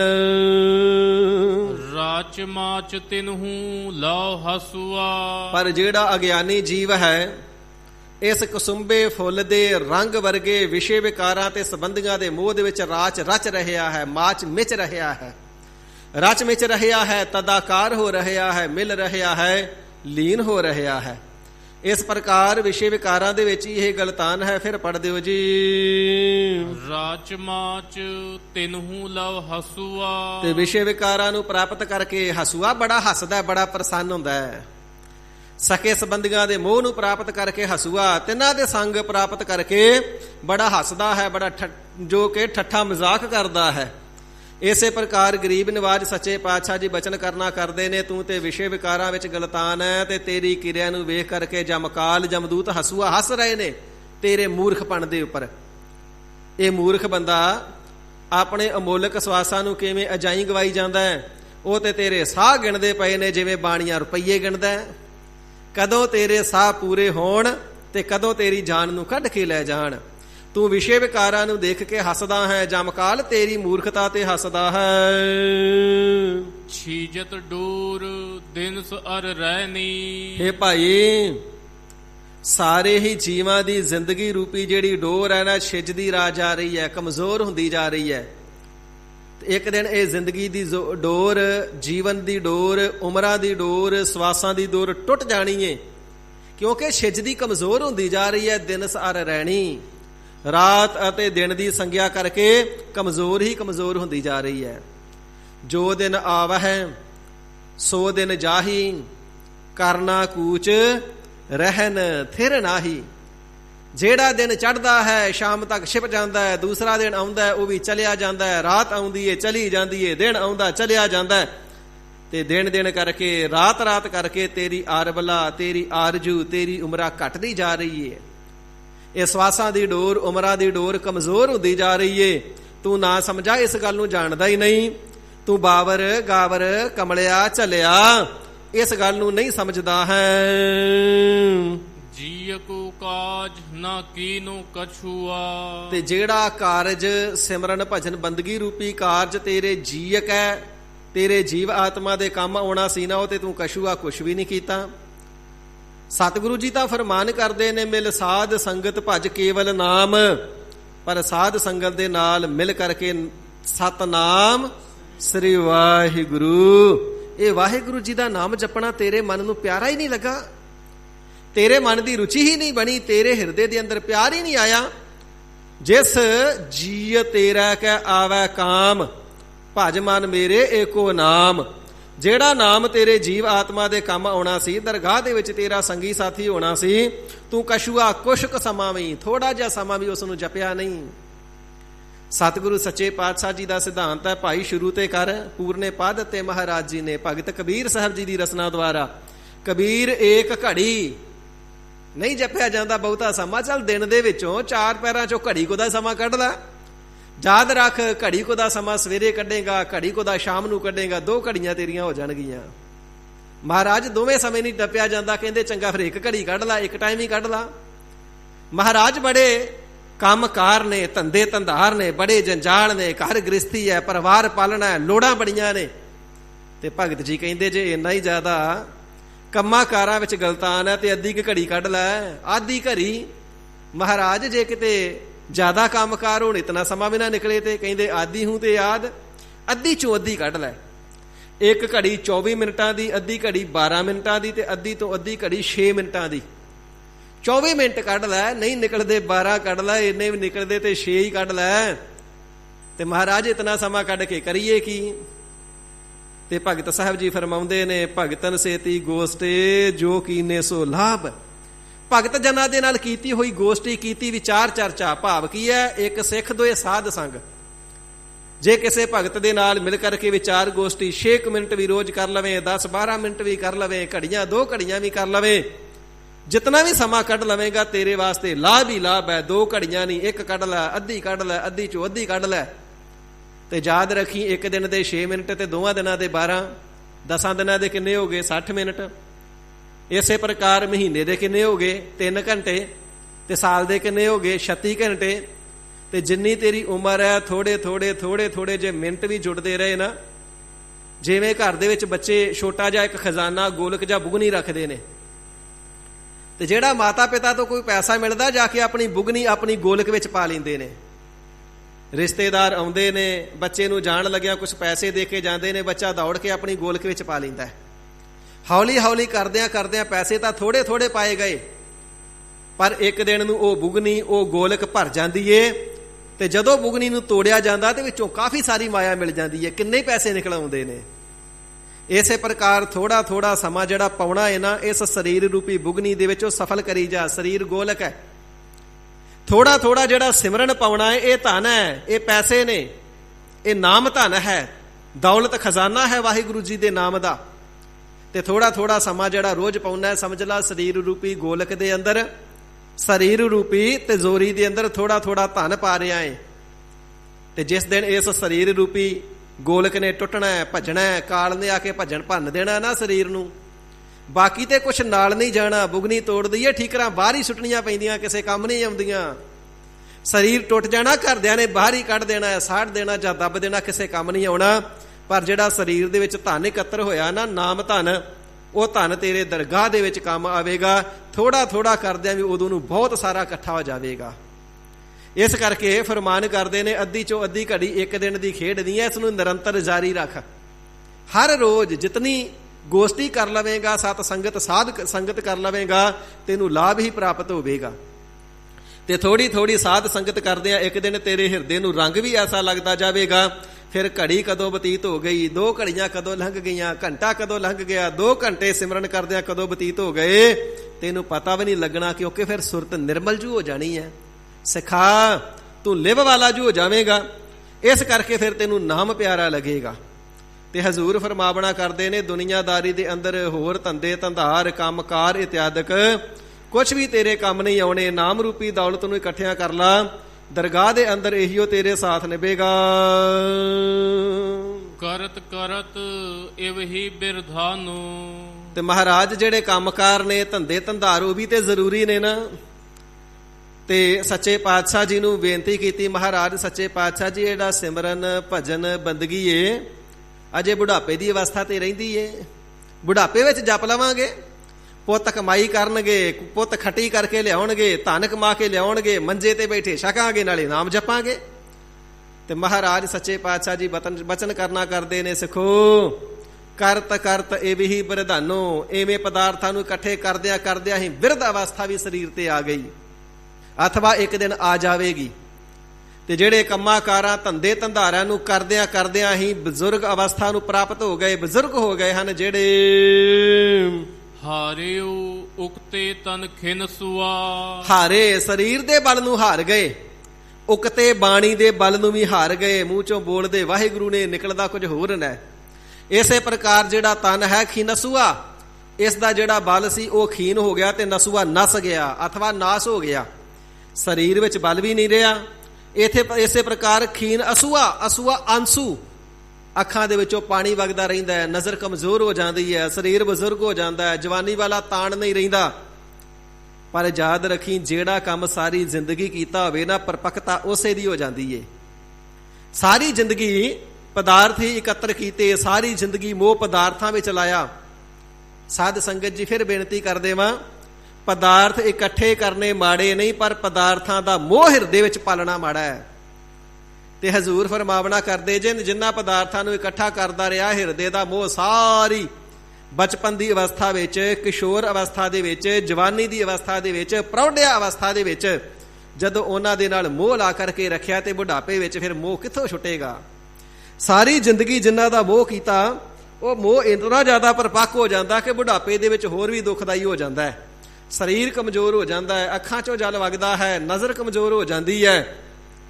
ਸਕੇ ਸੰਬੰਧੀ ਵੀ ਫਿਰ ਪਹਿਲਾਂ ਵਰਗਾ ਪਿਆਰ ਨਹੀਂ ਕਰਦੇ, ਸਾਥ ਛੱਡ ਜਾਂਦੇ ਨੇ। ਤੇ ਫਿਰ ਤੇ ਪਾਣੀ ਦਾ ਗਲਾਸ ਵੀ ਪੀਣਾ ਹੋਵੇ ਤੇ 2 ਵਾਰ 3 ਵਾਰ ਆਵਾਜ਼ਾਂ ਮਾਰਨੀਆਂ ਪੈਂਦੀਆਂ, ਕਦੀ ਨੂੰਹ ਨੂੰ, ਕਦੀ ਪੁੱਤ ਨੂੰ, ਕਦੇ ਪੋਤੇ ਨੂੰ, ਕੋਈ ਤੇ ਪਾਣੀ ਫੜਾ ਦੋ। ਸਰੀਰ ਦਾ ਜਦੋਂ ਬਲ ਨਾਸ ਹੋ ਗਿਆ ਤੇ ਨੇੜੇ ਵੀ ਕੋਈ ਨਹੀਂ ਆਉਂਦਾ, ਨਸੂਆ ਸਾਰੇ ਨਸ ਜਾਂਦੇ ਨੇ। ਇਹ ਬਜ਼ੁਰਗ ਤੇ ਖੰਘਦਾ ਰਹਿੰਦਾ ਹੈ, ਇਹਨੂੰ ਤੇ ਹੋਰ ਕੋਈ ਕੰਮ ਹੀ ਨਹੀਂ, ਇਹ ਆਪਣੀਆਂ ਕਹਾਣੀਆਂ ਸੁਣਾਉਂਦਾ ਰਹਿੰਦਾ ਹੈ। ਫਿਰ ਤੇਰੇ ਨੇੜੇ ਵੀ ਆ ਕੇ ਕੋਈ ਨਹੀਂ ਬੈਠਦਾ ਹੈ, ਐਸੀ ਹਾਲਤ ਹੁੰਦੀ ਹੈ। ਜਿਉ ਮੋਹਿਓ ਉਨ ਮੋਹਨੀ ਬਾਲਾ। ਜਿਸ ਪ੍ਰਕਾਰ ਬਾਲਾ ਤੇਰੀ ਬਾਲਕ ਅਵਸਥਾ ਤੋਂ ਹੀ ਉਸ ਮੋਹਣੀ ਮਾਇਆ ਨੇ, ਬਾਲਾ ਤੋਂ ਭਾਵ ਹੈ ਸੁੰਦਰ ਸਰੂਪ, ਬਾਲਾ ਤੋਂ ਭਾਵ ਹੈ ਬਾਲਕ ਅਵਸਥਾ। ਜਦੋਂ ਤੇਰੇ ਤੇ ਬਾਲਕ ਅਵਸਥਾ ਸੀ ਤੇ ਸੁੰਦਰ ਸਰੂਪ ਦਿਸਣੇ ਵਾਲੀ ਇਸ ਮਾਇਆ ਨੇ ਤੈਨੂੰ ਮੋਹ ਲਿਆ। ਇਸੇ ਪ੍ਰਕਾਰ ਬਾਲਾ ਤੋਂ ਭਾਵ ਹੈ ਬਲਸ਼ਾਲੀ। ਜਿਸ ਬਲਸ਼ਾਲੀ ਮਾਇਆ ਨੇ ਬਚਪਨ ਅਵਸਥਾ ਤੋਂ ਤੇਰਾ ਹਿਰਦਾ ਮੋਹ ਲਿਆ, ਜਵਾਨੀ ਦੇ ਵਿੱਚ ਵੀ ਤੈਨੂੰ ਮੋਹ ਕੇ ਭਰਮਾ ਕਰਕੇ ਰੱਖਿਆ। ਉਸ ਤੇ ਘਟੈ ਨਾਹੀ ਰੁਚ ਚਸੂਆ। ਫਿਰ ਬੁਢਾਪੇ ਦੇ ਵਿੱਚ ਉਸ ਮਾਇਆ ਦੇ ਨਾਲੋਂ ਜਿਹੜੀ ਰੁਚੀ ਹੈ ਨਾ, ਚਸੂਆ, ਚਸਾ ਮਾਤਰ ਵੀ ਨਹੀਂ ਘਟਦੀ ਹੈ। ਚਸਾ ਇੱਕ ਸਮੇਂ ਦੀ ਗਿਣਤੀ ਹੈ। ਜਿਵੇਂ ਅੱਜ ਕੱਲ ਸੈਕਿੰਡ, ਮਿੰਟ, ਘੰਟੇ ਇਤਿਆਦਿਕ ਗਿਣੇ ਜਾਂਦੇ ਨੇ ਨਾ, ਪੁਰਾਤਨ ਸਮੇਂ ਦੇ ਅੰਦਰ ਨਿਮਖ, ਵਿਸਵਾ, ਚਸਾ, ਬਿੰਦ, ਤੁਖ ਇਹ ਘੜੀਆਂ ਦੀ ਗਿਣਤੀ ਹੁੰਦੀ ਸੀ। ਘੜੀ, ਪਹਿਰ, ਥਿਤ ਇਹ ਪੁਰਾਤਨ ਸਮੇਂ ਦੀ ਗਿਣਤੀ ਹੈ। ਇੱਕ ਵਾਰ ਅੱਖ ਝਮਕੀਏ ਤੇ ਅੱਖ ਝਮਕਣ ਦਾ ਜਿਤਨਾ ਸਮਾਂ ਹੈ, ਖੋਲਣ ਤੇ ਬੰਦ ਕਰਨ ਦਾ ਸਮਾਂ, ਇਸ ਨੂੰ ਇੱਕ ਵਿਸਵਾ ਕਿਹਾ ਜਾਂਦਾ ਹੈ। ਤੇ 15 ਵਿਸਵੇ ਹੋਣ, 15 ਵਾਰ ਅੱਖ ਬੰਦ ਕਰੀਏ ਤੇ ਖੋਲੀਏ, ਅੱਖ ਝਮਕੀਏ, 15 ਵਿਸਵੇ ਬਣਦੇ ਨੇ ਤੇ 15 ਵਿਸਿਆਂ ਦਾ ਇੱਕ ਚਸਾ ਹੁੰਦਾ ਹੈ। ਤੇ ਸਤਿਗੁਰੂ ਸੱਚੇ ਪਾਤਸ਼ਾਹ ਮਹਾਰਾਜ ਜੀ ਬਚਨ ਕਰਨਾ ਕਰਦੇ ਨੇ ਕਿ 15 ਚਸਿਆਂ ਜਿੰਨਾ ਸਮਾਂ, ਇੱਕ ਚਸਾ ਮਾਤਰ ਸਮਾਂ ਵੀ ਫਿਰ ਮਾਇਆ ਦੇ ਵਿੱਚੋਂ ਜਿਹੜੀ ਰੁਚੀ ਹੈ, ਮਾਇਆ ਦਾ ਜਿਹੜਾ ਮੋਹ ਹੈ, ਬੁਢਾਪੇ ਦੀ ਅਵਸਥਾ ਵਿੱਚ ਮਨ ਚੋਂ ਨਹੀਂ ਛੁੱਟਦਾ ਹੈ। ਸਾਰੀ ਜ਼ਿੰਦਗੀ ਜਿਸ ਦੇ ਨਾਲ ਮੋਹ ਕੀਤਾ, ਬੁਢਾਪੇ ਵਿੱਚ ਨਿਰਯਤਨ ਹੀ ਉਹ ਮੋਹ ਕਿਵੇਂ ਛੁੱਟ ਜਾਵੇ। ਕਹਿਣ ਤੋਂ ਭਾਵ ਹੈ ਕਿ ਮਿੰਟ, ਅੱਧਾ ਮਿੰਟ ਵੀ ਪਰਮਾਤਮਾ ਜੀ ਦੇ ਨਾਮ ਵੱਲ ਮਨ ਜਾਂਦਾ ਨਹੀਂ, ਕਿਉਂਕਿ ਮਾਇਆ ਵੱਲੋਂ ਮੋਹ ਛੁੱਟਦਾ ਨਹੀਂ। ਚਸਾ ਮਾਤਰ ਵੀ, ਚਸੂਆ, ਮਾਇਆ ਦੇ ਨਾਲੋਂ ਜਿਹੜਾ ਮੋਹ ਹੈ ਹਿਰਦੇ ਦਾ, ਉਹ ਵਿਸਰਦਾ ਨਹੀਂ ਹੈ। ਜਗ ਐਸਾ ਮੋਹਿ ਗੁਰ ਹੈ ਦਿਖਾਇਓ। ਤੇ ਸਤਿਗੁਰੂ ਸੱਚੇ ਪਾਤਸ਼ਾਹ ਜੀ ਨੂੰ ਬੇਨਤੀ ਕਰਨਾ ਕੀਤੀ ਹੈ, ਗਰੀਬ ਨਿਵਾਜ ਸਾਹਿਬ ਜੀ, ਫਿਰ ਕੀ ਬੁਢਾਪੇ ਦੀ ਅਵਸਥਾ ਵਿੱਚ ਨਾਮ ਜਪਿਆ ਹੀ ਨਹੀਂ ਜਾ ਸਕਦਾ? ਹਜ਼ੂਰ ਫਰਮਾਉਂਦੇ ਨੇ, ਭਾਈ ਜਪਿਆ ਜਾ ਸਕਦਾ, ਜ਼ਰੂਰ ਜਪਿਆ ਜਾ ਸਕਦਾ ਹੈ, ਪਰ ਤਾਂ ਜਪਿਆ ਜਾ ਸਕਦਾ ਹੈ ਪੂਰੇ ਸਤਿਗੁਰਾਂ ਦੇ ਚਰਨਾਂ ਦੀ ਸ਼ਰਨ ਨੂੰ ਗ੍ਰਹਿਣ ਕਰਕੇ ਉਪਦੇਸ਼ ਨੂੰ ਕਮਾਇਆ ਜਾਵੇ। ਤੇ ਹਰ ਅਵਸਥਾ ਦੇ ਵਿੱਚ ਹੀ ਜਪਿਆ ਜਾ ਸਕਦਾ ਹੈ, ਪਰ ਬਚਪਨ ਦੇ ਵਿੱਚ ਨਾਮ ਦਾ ਰੰਗ, ਭਜਨ ਦਾ ਰੰਗ, ਸਤ ਸੰਗਤ ਦਾ ਰੰਗ ਛੇਤੀ ਚੜ੍ਹਦਾ ਹੈ। ਇਸੇ ਪ੍ਰਕਾਰ ਜਿਹੜਾ ਜਵਾਨੀ ਦਾ ਸਮਾਂ, ਇਹ ਸੰਸਾਰ ਸਾਗਰ ਤੋਂ ਤਰਨ ਵਾਸਤੇ ਸਭ ਤੋਂ ਚੰਗਾ ਸ੍ਰੇਸ਼ਟ ਸਮਾਂ। ਜ਼ਿਆਦਾ ਸਮਾਂ ਨਾਮ ਜਪਿਆ ਜਾ ਸਕਦਾ, ਭੁੱਖ ਤ੍ਰੇਹ ਵੀ ਝੱਲੀ ਜਾ ਸਕਦੀ ਏ, ਸਰਦੀ ਗਰਮੀ ਵੀ ਸਹਾਰੀ ਜਾ ਸਕਦੀ ਏ, ਬਲ ਦੇ ਨਾਲ ਸੇਵਾ ਵੀ ਕੀਤੀ ਜਾ ਸਕਦੀ ਏ। ਇਸ ਕਰਕੇ ਭਲਾ ਸਮਾਂ ਹੈ ਕਿ ਭਵ ਸਾਗਰ ਕੇ ਤਰਨ ਕੋ ਤਰਨ ਅਵਸਥਾ ਆਹੇ, ਜਵਾਨੀ ਦੀ ਅਵਸਥਾ, ਭਵ ਸਾਗਰ ਸੰਸਾਰ ਤੋਂ ਤੈਰਨ ਵਾਸਤੇ। ਪਰ ਜੇ ਬਚਪਨ ਲੰਘ ਗਿਆ, ਜਵਾਨੀ ਲੰਘ ਗਈ, ਤਾਂ ਇਸੇ ਝੋਰੇ 'ਚ ਨਹੀਂ ਝੁਰਦਾ ਰਹਿਣਾ ਕਿ ਜਵਾਨੀ ਲੰਘ ਗਈ ਮੈਂ ਜਪਣਾ ਨਹੀਂ। ਸਾਹਿਬ ਜੀ ਫਰਮਾਨ ਕਰਨਾ ਕਰਦੇ ਨੇ ਨਾ, ਕਾਲੀ ਜਿਨੀ ਨਾ ਰਾਵਿਆ ਧੌਲੀ ਰਾਵੈ ਕੋਏ। ਜਦੋਂ ਅਜੇ ਕੇਸ ਕਾਲੇ ਸੀ ਉਦੋਂ ਨਹੀਂ ਜਪਿਆ, ਤੇ ਜਦੋਂ ਧੌਲੇ ਆ ਗਏ ਉਦੋਂ ਹੀ ਜਪ ਲਵੇ। ਜਦੋਂ ਦਾੜੀ ਅਜੇ ਕਾਲੀ ਸੀ ਜੇ ਉਦੋਂ ਨਹੀਂ ਜਪਿਆ, ਜਵਾਨੀ ਜੇ ਅਜਾਈ ਲੰਘੀ ਗਈ ਤੇ ਭਲਿਆ ਬੁਢਾਪਾ ਹੀ ਸਾਂਭ ਲੈ। ਜਦੋਂ ਧੌਲੇ ਆ ਗਏ, ਚਿੱਟਾ ਦਾੜਾ ਮੁਖ ਤੇ ਪ੍ਰਕਾਸ਼ ਦਾ, ਉਦੋਂ ਹੀ ਨਾਮ ਨੂੰ ਜਪ ਲੈਣਾ ਕਰ। ਸਤਿਗੁਰੂ ਸ੍ਰੀ ਗੁਰੂ ਅਮਰਦਾਸ ਸੱਚੇ ਪਾਤਸ਼ਾਹ ਮਹਾਰਾਜ ਸਾਹਿਬ ਜੀ ਦਾ ਜੀਵਨ ਪੜ੍ਹ ਕੇ ਦੇਖੀਏ ਨਾ, ਤੇ ਗਰੀਬ ਨਿਵਾਜ ਸੱਚੇ ਪਾਤਸ਼ਾਹ ਜੀ ਗੁਰ ਜੋਤ ਤਾਂ ਧੁਰ ਤੋਂ ਹੀ ਪ੍ਰਗਟੇ ਨੇ ਨਾ। ਇਹ ਵਡਿਆਈ ਤੇ ਧੁਰ ਦਰਗਾਹ ਤੋਂ ਹੀ ਲੈ ਕੇ ਆਏ ਨੇ ਨਾ ਕਿ ਗੁਰੂ ਪ੍ਰਗਟ ਹੋਣਾ। ਤੇ ਜਦੋਂ ਧੁਰ ਦਰਗਾਹ ਤੋਂ ਹੀ ਗੁਰੂ ਪ੍ਰਗਟ ਹੋਣ ਦੀ ਵਡਿਆਈ ਲੈ ਕਰਕੇ ਆਏ ਨੇ, ਤੇ ਫਿਰ ਸਰੀਰ ਕਰਕੇ ਬੁਢਾਪੇ ਦੀ ਅਵਸਥਾ ਵਿੱਚ ਗੁਰੂ ਕੀ ਸ਼ਰਨ ਵਿੱਚ ਕਿਉਂ ਆਏ? ਸਾਧ ਸੰਗਤ ਜੀ, ਸਤਿਗੁਰੂ ਸੱਚੇ ਪਾਤਸ਼ਾਹ ਜੀ ਸਾਨੂੰ ਸੰਦੇਸ਼ਾ, ਮੈਸੇਜ ਕੀ ਦੇ ਰਹੇ ਨੇ ਆਪਣੇ ਜੀਵਨ ਦੇ ਇਸ ਘਟਨਾਕ੍ਰਮ ਤੋਂ? ਭਲਿਓ, ਜੇ ਬਚਪਨ ਲੰਘ ਗਿਆ, ਜਵਾਨੀ ਲੰਘ ਗਈ, ਤੇ ਬੁਢਾਪੇ ਨੂੰ ਅਜਾਈ ਨਾ ਜਾਣ ਦਿਓ। 72 ਸਾਲ ਦੀ ਅਵਸਥਾ ਵਿੱਚ ਆਪ ਸ੍ਰੀ ਗੁਰੂ ਅੰਗਦ ਦੇਵ ਸੱਚੇ ਪਾਤਸ਼ਾਹ ਜੀ ਦੇ ਚਰਨਾਂ ਦੀ ਸ਼ਰਨ ਵਿੱਚ ਆ ਕਰਕੇ ਦਰਸਾਵਣਾ ਕੀਤਾ, ਭਲਿਓ ਜਦੋਂ ਵੀ ਸਮਾਂ ਮਿਲ ਜਾਵੇ, ਜੇ ਬੁਢਾਪੇ ਦੇ ਸਮੇਂ ਦੇ ਵਿੱਚ ਹੀ ਸੁਰਤ ਆ ਗਈ, ਗਿਆਤ ਆ ਗਈ, ਸੋਝੀ ਆ ਗਈ, ਸਮਝ ਪੈ ਗਈ ਨਾ, ਤੇ ਬਚਪਨ ਜਵਾਨੀ ਤੇ ਨਸਫਲ ਚਲੀ ਗਈ, ਹੁਣ ਬੁਢਾਪਾ ਨੇ ਸਫਲ ਨਾ ਕਰ ਲਿਓ। ਬੁਢਾਪੇ ਦੀ ਅਵਸਥਾ ਵਿੱਚ ਵੀ ਜੇ ਗੁਰੂ ਕੇ ਚਰਨਾਂ ਦੀ ਸ਼ਰਨ ਵਿੱਚ ਆ ਕੇ ਗੁਰ ਉਪਦੇਸ਼ ਦੁਆਰਾ ਵਾਹਿਗੁਰੂ ਜੀ ਦੇ ਨਾਮ ਦੇ ਨਾਲ ਪਿਆਰ ਕਰੋਗੇ, ਤੇ ਹਿਰਦੇ ਦੇ ਉੱਪਰ ਪ੍ਰੇਮਾ ਭਗਤੀ ਦਾ ਨਵੇਲਾ ਹੀ, ਨਵੇਕਲਾ ਹੀ, ਨਵਾਂ ਹੀ ਸੋਹਣਾ ਰੰਗ ਚੜ ਜਾਵੇਗਾ। ਕਰ ਸਾਈਂ ਸਿਓ ਪਿਰਹੜੀ ਰੰਗ ਨਵੇਲਾ ਹੋਏ। ਮਾਇਆ ਦੀ ਕੱਚੀ ਪਾ ਉਤਰ ਜਾਵੇਗੀ, ਨਵਾਂ ਹੀ ਰੰਗ ਚੜ ਜਾਵੇਗਾ, ਕਿਉਂਕਿ ਮਾਇਆ ਦਾ ਰੰਗ ਫਿੱਕਾ ਹੈ। ਗਾੜੇ ਰੰਗ ਦੇ ਉੱਪਰ ਹੋਰ ਰੰਗ ਨਹੀਂ ਚਾੜਿਆ ਜਾਂਦਾ, ਪਰ ਲਲਾਰੀ ਦੇ ਕੋਲ ਫਿੱਕਾ ਕੱਪੜਾ ਲੈ ਕੇ ਜਾਈਏ ਨਾ, ਤੇ ਗਾੜਾ ਰੰਗ ਰੰਗਣਾ ਹੋਵੇ ਤੇ ਰੰਗਿਆ ਜਾਂਦਾ ਹੈ। ਸਤਿਗੁਰੂ ਸੱਚੇ ਪਾਤਸ਼ਾਹ ਜੀ ਕਿਰਪਾਲਤਾ ਕਰਕੇ ਸਤ ਸੰਗਤ ਰੂਪੀ ਮੱਟੀ ਦੇ ਵਿੱਚ ਪਾ ਕੇ, ਜਿਵੇਂ ਲਲਾਰੀ ਮੱਟੀ ਦੇ ਵਿੱਚ ਰੰਗ ਨੂੰ ਘੋਲ ਕਰਕੇ ਥੱਲਿਓ ਅਗਨੀ ਦਾ ਤਾ ਦਿੰਦਾ, ਵਿੱਚ ਬਸਤਰ ਨੂੰ ਡਬੋਂਦਾ, ਤੇ ਫਿਰ ਗਾੜਾ ਰੰਗ ਚੜ ਜਾਂਦਾ ਹੈ। ਸਤਿਗੁਰੂ ਸੱਚੇ ਪਾਤਸ਼ਾਹ ਜੀ ਲਲਾਰੀ ਰੂਪ ਹੋ ਕਰਕੇ ਸਤ ਸੰਗਤ ਰੂਪੀ ਮੱਟੀ ਦੇ ਵਿੱਚ ਪਾ ਕਰਕੇ, ਪ੍ਰੇਮ ਰੂਪੀ ਜਲ ਪਾ ਕਰਕੇ, ਨਾਮ ਰੂਪੀ ਵਿੱਚ ਰੰਗ ਪਾ ਕਰਕੇ ਬ੍ਰਹਮ ਅਗਨੀ ਦਾ ਤਾਓ ਦਿੰਦੇ ਨੇ, ਤੇ ਮਨ ਨੂੰ ਲਾਲ ਗਾੜੇ ਚੂਚੂਏ ਪ੍ਰੇਮ ਰੰਗ ਦੇ ਵਿੱਚ ਰੰਗ ਦੇਣਾ ਕਰਦੇ ਨੇ। ਕਰ ਸਾਈਂ ਸਿਓ ਪਿਰਹੜੀ ਰੰਗ ਨਵੇਲਾ ਹੋਏ।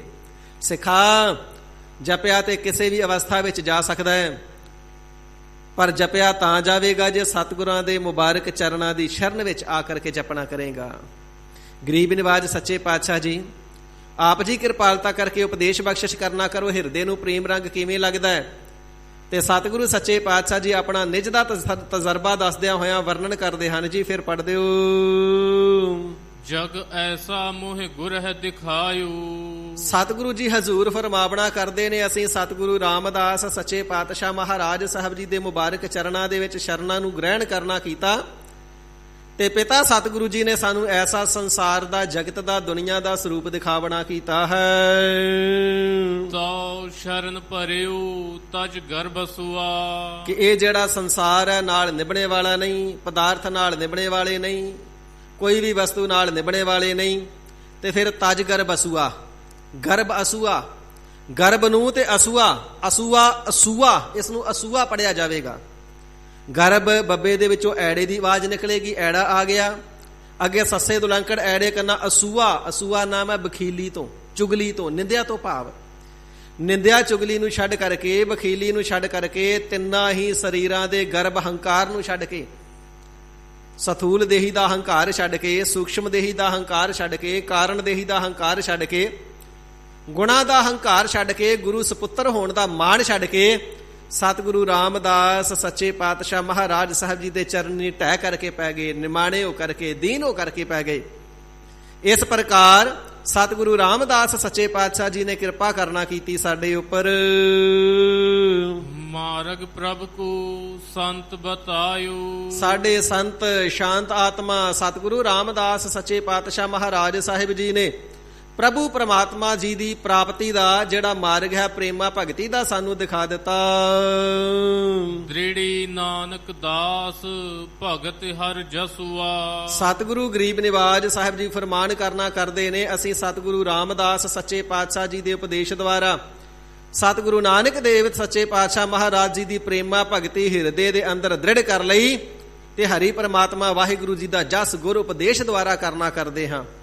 ਸਤਿਗੁਰੂ ਜੀ ਨੇ ਦਿਖਾ ਦਿੱਤਾ ਇਹ ਜਗਤ ਸੰਸਾਰ ਨਾਲ ਨਿਭਣ ਵਾਲਾ ਨਹੀਂ, ਨਾਲ ਜਾਣ ਵਾਲਾ ਨਹੀਂ, ਵਿਸ਼ੇ ਵਿਕਾਰ ਖੁਆਰ ਕਰਨ ਵਾਲੇ ਨੇ। ਪ੍ਰਭੂ ਜੀ ਦੀ ਪ੍ਰੇਮਾ ਭਗਤੀ ਤੇ ਉਚਾਰਨ ਕੀਤਾ ਹੋਇਆ ਹਰ ਜਸ ਹੀ ਸਫਲਾ ਤੇ ਸੁਖਦਾਈ ਜੀਵਨ ਨੂੰ ਬਣਾਉਂਦਾ ਹੈ, ਲੋਕ ਪਰਲੋਕ ਨੂੰ ਸਫਲਾ ਤੇ ਸੁਖਦਾਈ ਬਣਾਉਂਦਾ ਹੈ। ਇਸ ਕਰਕੇ ਸਤਿਗੁਰਾਂ ਦੇ ਚਰਨਾਂ ਦੀ ਸ਼ਰਨ ਵਿੱਚ ਪੈ ਕਰਕੇ ਇਹ ਵੱਡੀ ਭਾਰੀ ਨਾਮ ਦੀ ਵਡਿਆਈ ਹਾਸਲ ਕਰਨਾ ਕੀਤੀ ਹੈ। ਇਸੇ ਹੀ ਪ੍ਰਕਾਰ ਦੋ ਪੰਕਤੀਆਂ ਨੂੰ ਫਿਰ ਪੜ੍ਹਦੇ ਹੋ ਜੀ। ਜਗ ਐਸਾ ਮੋਹ ਗੁਰ ਹੈ ਦਿਖਾਇਓ। ਸਤਿਗੁਰੂ ਸੱਚੇ ਪਾਤਸ਼ਾਹ ਮਹਾਰਾਜ ਜੀ ਕਿਰਪਾਲਤਾ ਕਰਦੇ ਨੇ, ਮੋਹ ਹਿਰਦੇ ਦੇ ਵਿੱਚੋਂ ਜਗਤ ਦਾ, ਸੰਬੰਧੀਆਂ ਦਾ ਮੋਹ ਮੇਟ ਦਿੰਦੇ ਨੇ। ਤੇ ਐਸਾ ਜਗਤ ਦਾ ਜੋ ਸੱਚਾ ਸਰੂਪ ਹੈ, ਆਪਣੇ ਬਚਨਾਂ ਦੇ ਨਾਲ, ਅਨੁਭਵ ਦੇ ਨਾਲ, ਗਿਆਨ ਦੇ ਨਾਲ ਤੇ ਉਪਦੇਸ਼ ਦੇ ਨਾਲ ਦਿਖਾ ਦਿੰਦੇ ਨੇ। ਜੀਵ ਜਿਸ ਸੰਸਾਰ ਤੇ ਸੰਬੰਧੀਆਂ ਨੂੰ ਆਪਣਾ ਮੰਨ ਕੇ ਬੈਠਾ, ਅਸਲ ਵਿੱਚ ਤੇਰੇ ਹੈ ਹੀ ਨਹੀਂ, ਅੰਤਮ ਸਮੇਂ ਕੋਈ ਵੀ ਤੇਰਾ ਨਹੀਂ, ਨਾਲ ਨਹੀਂ ਨਿਭੇਗਾ। ਮੋਹ ਨੂੰ ਛੁਡਾ ਕਰਕੇ ਐਸਾ ਸੰਸਾਰ ਦਾ ਰੂਪ ਸਤਿਗੁਰੂ ਜੀ ਦਿਖਾ ਦਿੰਦੇ ਹਨ। ਤਉ ਸ਼ਰਨ ਭਰਿਓ ਤਜ ਗਰਭ ਅਸੂਆ। ਤਉ ਤੈਸੇ ਸਤਿਗੁਰਾਂ ਜੀ ਦੀ, ਐਸੇ ਸਤਿਗੁਰਾਂ ਜੀ ਦੀ ਚਰਨਾਂ ਦੀ ਸ਼ਰਨ ਦੇ ਵਿੱਚ ਗਰਭ ਅਸੂਆ, ਗਰਭ ਅਸੂਆ, ਨਿੰਦਿਆ ਚੁਗਲੀ ਬਖੀਲੀ ਤੇ ਹੰਕਾਰ ਛੱਡ ਕਰਕੇ ਪੈ ਜਾਣਾ ਕਰੋ ਭਾਈ, ਜੇਕਰ ਸੁਖ ਨੂੰ ਚਾਹੁੰਦੇ ਹੋ। ਜਾਤ ਦਾ ਹੰਕਾਰ ਨਹੀਂ ਕਰਨਾ, ਗੁਣਾ ਦਾ ਹੰਕਾਰ ਨਹੀਂ ਕਰਨਾ, ਕੁਲ ਦਾ ਹੰਕਾਰ ਨਹੀਂ ਕਰਨਾ, ਜਵਾਨੀ ਦਾ ਹੰਕਾਰ ਨਹੀਂ ਕਰਨਾ, ਗੁਣਾ ਦਾ ਹੰਕਾਰ ਨਹੀਂ ਕਰਨਾ, ਵਿਦਿਆ ਵਿਦਵਤਾ ਦਾ ਹੰਕਾਰ ਨਹੀਂ ਕਰਨਾ। ਸਰਬਤ ਪ੍ਰਕਾਰ ਦੇ ਹੰਕਾਰ ਛੱਡ ਕੇ ਤੇ ਨਿੰਦਿਆ ਚੁਗਲੀ ਛੱਡ ਕੇ ਗੁਰੂ ਦੀ ਸ਼ਰਨ ਵਿੱਚ ਪਾਓ। ਸਾਧ ਸੰਗਤ ਜੀ, ਕਈ ਵਾਰ ਪਹਿਲੀਆਂ ਅਵਸਥਾਵਾਂ ਦੇ ਵਿੱਚ ਜਦੋਂ ਜਗਿਆਸੂ ਗੁਰੂ ਕੇ ਦਰ ਆਉਣ ਲੱਗਦਾ ਨਾ, ਤੇ ਦੂਜਿਆਂ ਦੇ ਨਾਲੋਂ ਥੋੜੀ ਘਿਰਣਾ ਮਨ ਵਿੱਚ ਪੈਦਾ ਹੋ ਜਾਂਦੀ ਕਿ ਐਸੇ ਪਾਪੀ ਲੋਕ ਨੇ, ਕਦੇ ਗੁਰਦੁਆਰੇ ਨਹੀਂ ਜਾਂਦਾ, ਮੈਂ ਸਵਖਤੇ ਉੱਠ ਕੇ ਜਾਣਾ। ਪਹਿਲੀਆਂ ਅਵਸਥਾਵਾਂ ਦੇ ਵਿੱਚ ਐਸੀ ਮਨ ਦੀ ਭਾਵਨਾ ਬਣ ਜਾਣੀ ਸੁਭਾਵਕ ਹੈ, ਸਾਰਿਆਂ ਦੀ ਨਹੀਂ ਪਰ ਅਕਸਰ ਜਗਿਆਸੂਆਂ ਦੀ ਬਣ ਜਾਂਦੀ ਹੈ। ਦੂਸਰਿਆਂ ਦੇ ਨਾਲ ਘਿਰਣਾ ਕਰਨ ਲੱਗ ਜਾਂਦਾ, ਕਿੱਡੇ ਪਾਪੀ ਲੋਕ ਨੇ, ਕਦੇ ਗੁਰੂ ਘਰ ਆਉਂਦੇ ਹੀ ਨਹੀਂ, ਭਲਿਆ ਤੂੰ ਜਾਣਾ, ਚੰਗੀ ਗੱਲ ਹੈ। ਪਰ ਜਿੱਥੇ ਦੂਸਰਿਆਂ ਦੀ ਇਸ ਪ੍ਰਕਾਰ ਬਖੀਲੀ ਕਰੀ ਜਾਂਦਾ, ਉਹ ਭਾਰ ਵੀ ਨਾਲ ਹੀ ਚੱਕੀ ਜਾਂਦਾ। ਇਹ ਤੇ ਐਸਾ ਕੰਮ ਹੈ, ਨਾਲੇ ਘਰ ਦੇ ਵਿੱਚ ਝਾੜੂ ਫੇਰ ਕੇ ਸਫਾਈ ਕਰੀ ਜਾਣੀ ਤੇ ਆਪੇ ਗੰਦ ਵੀ ਪਾਈ ਜਾਣਾ, ਆਪੇ ਕੂੜਾ ਕਰਕਟ ਵੀ ਖਿਲਾਰਨਾ, ਫਿਰ ਖਿਲਾਰਨਾ, ਫਿਰ ਝਾੜੂ ਮਾਰਨਾ, ਫਿਰ ਖਿਲਾਰਨਾ, ਫਿਰ ਝਾੜੂ ਮਾਰਨਾ। ਹਜ਼ੂਰ ਫਰਮਾਵਣਾ ਕਰਦੇ ਨੇ, ਇਸ ਗੱਲ ਦਾ ਵੀ ਗਰਬ ਨਾ ਕਰੀ ਕਿ ਮੈਂ ਗੁਰੂ ਕੇ ਦਰ ਤੇ ਜਾਣਾ, ਮੈਂ ਸੇਵਾ ਕਰਦਾ। ਇਹ ਮੈਂ ਦਾ ਹੰਕਾਰ ਵੀ ਛੱਡ ਦੇ। ਜਿੱਥੇ ਸੰਸਾਰ ਦੇ ਮੋਹ ਦਾ ਤਿਆਗ ਕਰਨਾ, ਉੱਥੇ ਤਿਆਗ ਦਾ ਵੀ ਤਿਆਗ ਕਰਦੇ। ਫਿਰ ਇਹ ਭਾਵਨਾ ਨਾ ਰੱਖੀ ਮੈਂ ਮੋਹ ਤਿਆਗ ਦਿੱਤਾ, ਮੋਹ ਨੂੰ ਤਿਆਗਿਆ ਤੇ ਮੋਹ ਨੂੰ ਤਿਆਗਣ ਦਾ ਹੰਕਾਰ ਹੋ ਗਿਆ, ਐਸਾ ਗਰਬ ਵੀ ਨਹੀਂ ਕਰਨਾ ਹੈ। ਇਸੇ ਪ੍ਰਕਾਰ ਦੂਸਰਿਆਂ ਦੀ ਬਖੀਲੀ ਨਹੀਂ ਕਰਨੀ। ਕਈ ਵਾਰ ਐਸਾ ਹੁੰਦਾ, ਕੁਛ ਪ੍ਰੇਮੀ ਕੁਛ ਨੇਮੀ ਸਤ ਸੰਗਤ ਵਿੱਚ ਸਾਡੇ ਤੋਂ ਬਾਅਦ ਆਉਂਦੇ ਨੇ, ਪਰ ਅਵਸਥਾ ਉਹਨਾਂ ਦੀ ਸਾਡੇ ਨਾਲੋਂ ਜ਼ਿਆਦਾ ਉੱਚੀ ਬਣ ਜਾਂਦੀ ਹੈ, ਤੇ ਖਿਮਾ ਕਰਨਾ ਹਿਰਦੇ ਵਿੱਚ ਈਰਖਾ ਆ ਜਾਂਦੀ ਹੈ। ਅਸੀਂ ਪੁਰਾਣੇ ਸੇਵਕ ਇੰਨੇ ਚਿਰ ਤੋਂ ਗੁਰੂ ਘਰ ਆਉਂਦੇ ਆ, ਇਹ ਤੇ ਜੇ ਕੱਲ ਦਾ ਜਵਾਕ ਹੈ, ਕੱਲ ਆਇਆ, ਇਹ ਸਾਡਾ ਮੁਕਾਬਲਾ ਕੀ ਕਰੂਗਾ। ਸੇਵਾ ਮੁਕਾਬਲਿਆਂ ਨਾਲ ਨਹੀਂ ਹੁੰਦੀ, ਸਿਮਰਨ ਮੁਕਾਬਲਿਆਂ ਨਾਲ ਨਹੀਂ ਹੁੰਦਾ, ਇਹ ਨਿਮਰਤਾ ਦੇ ਨਾਲ ਹੁੰਦਾ ਹੈ।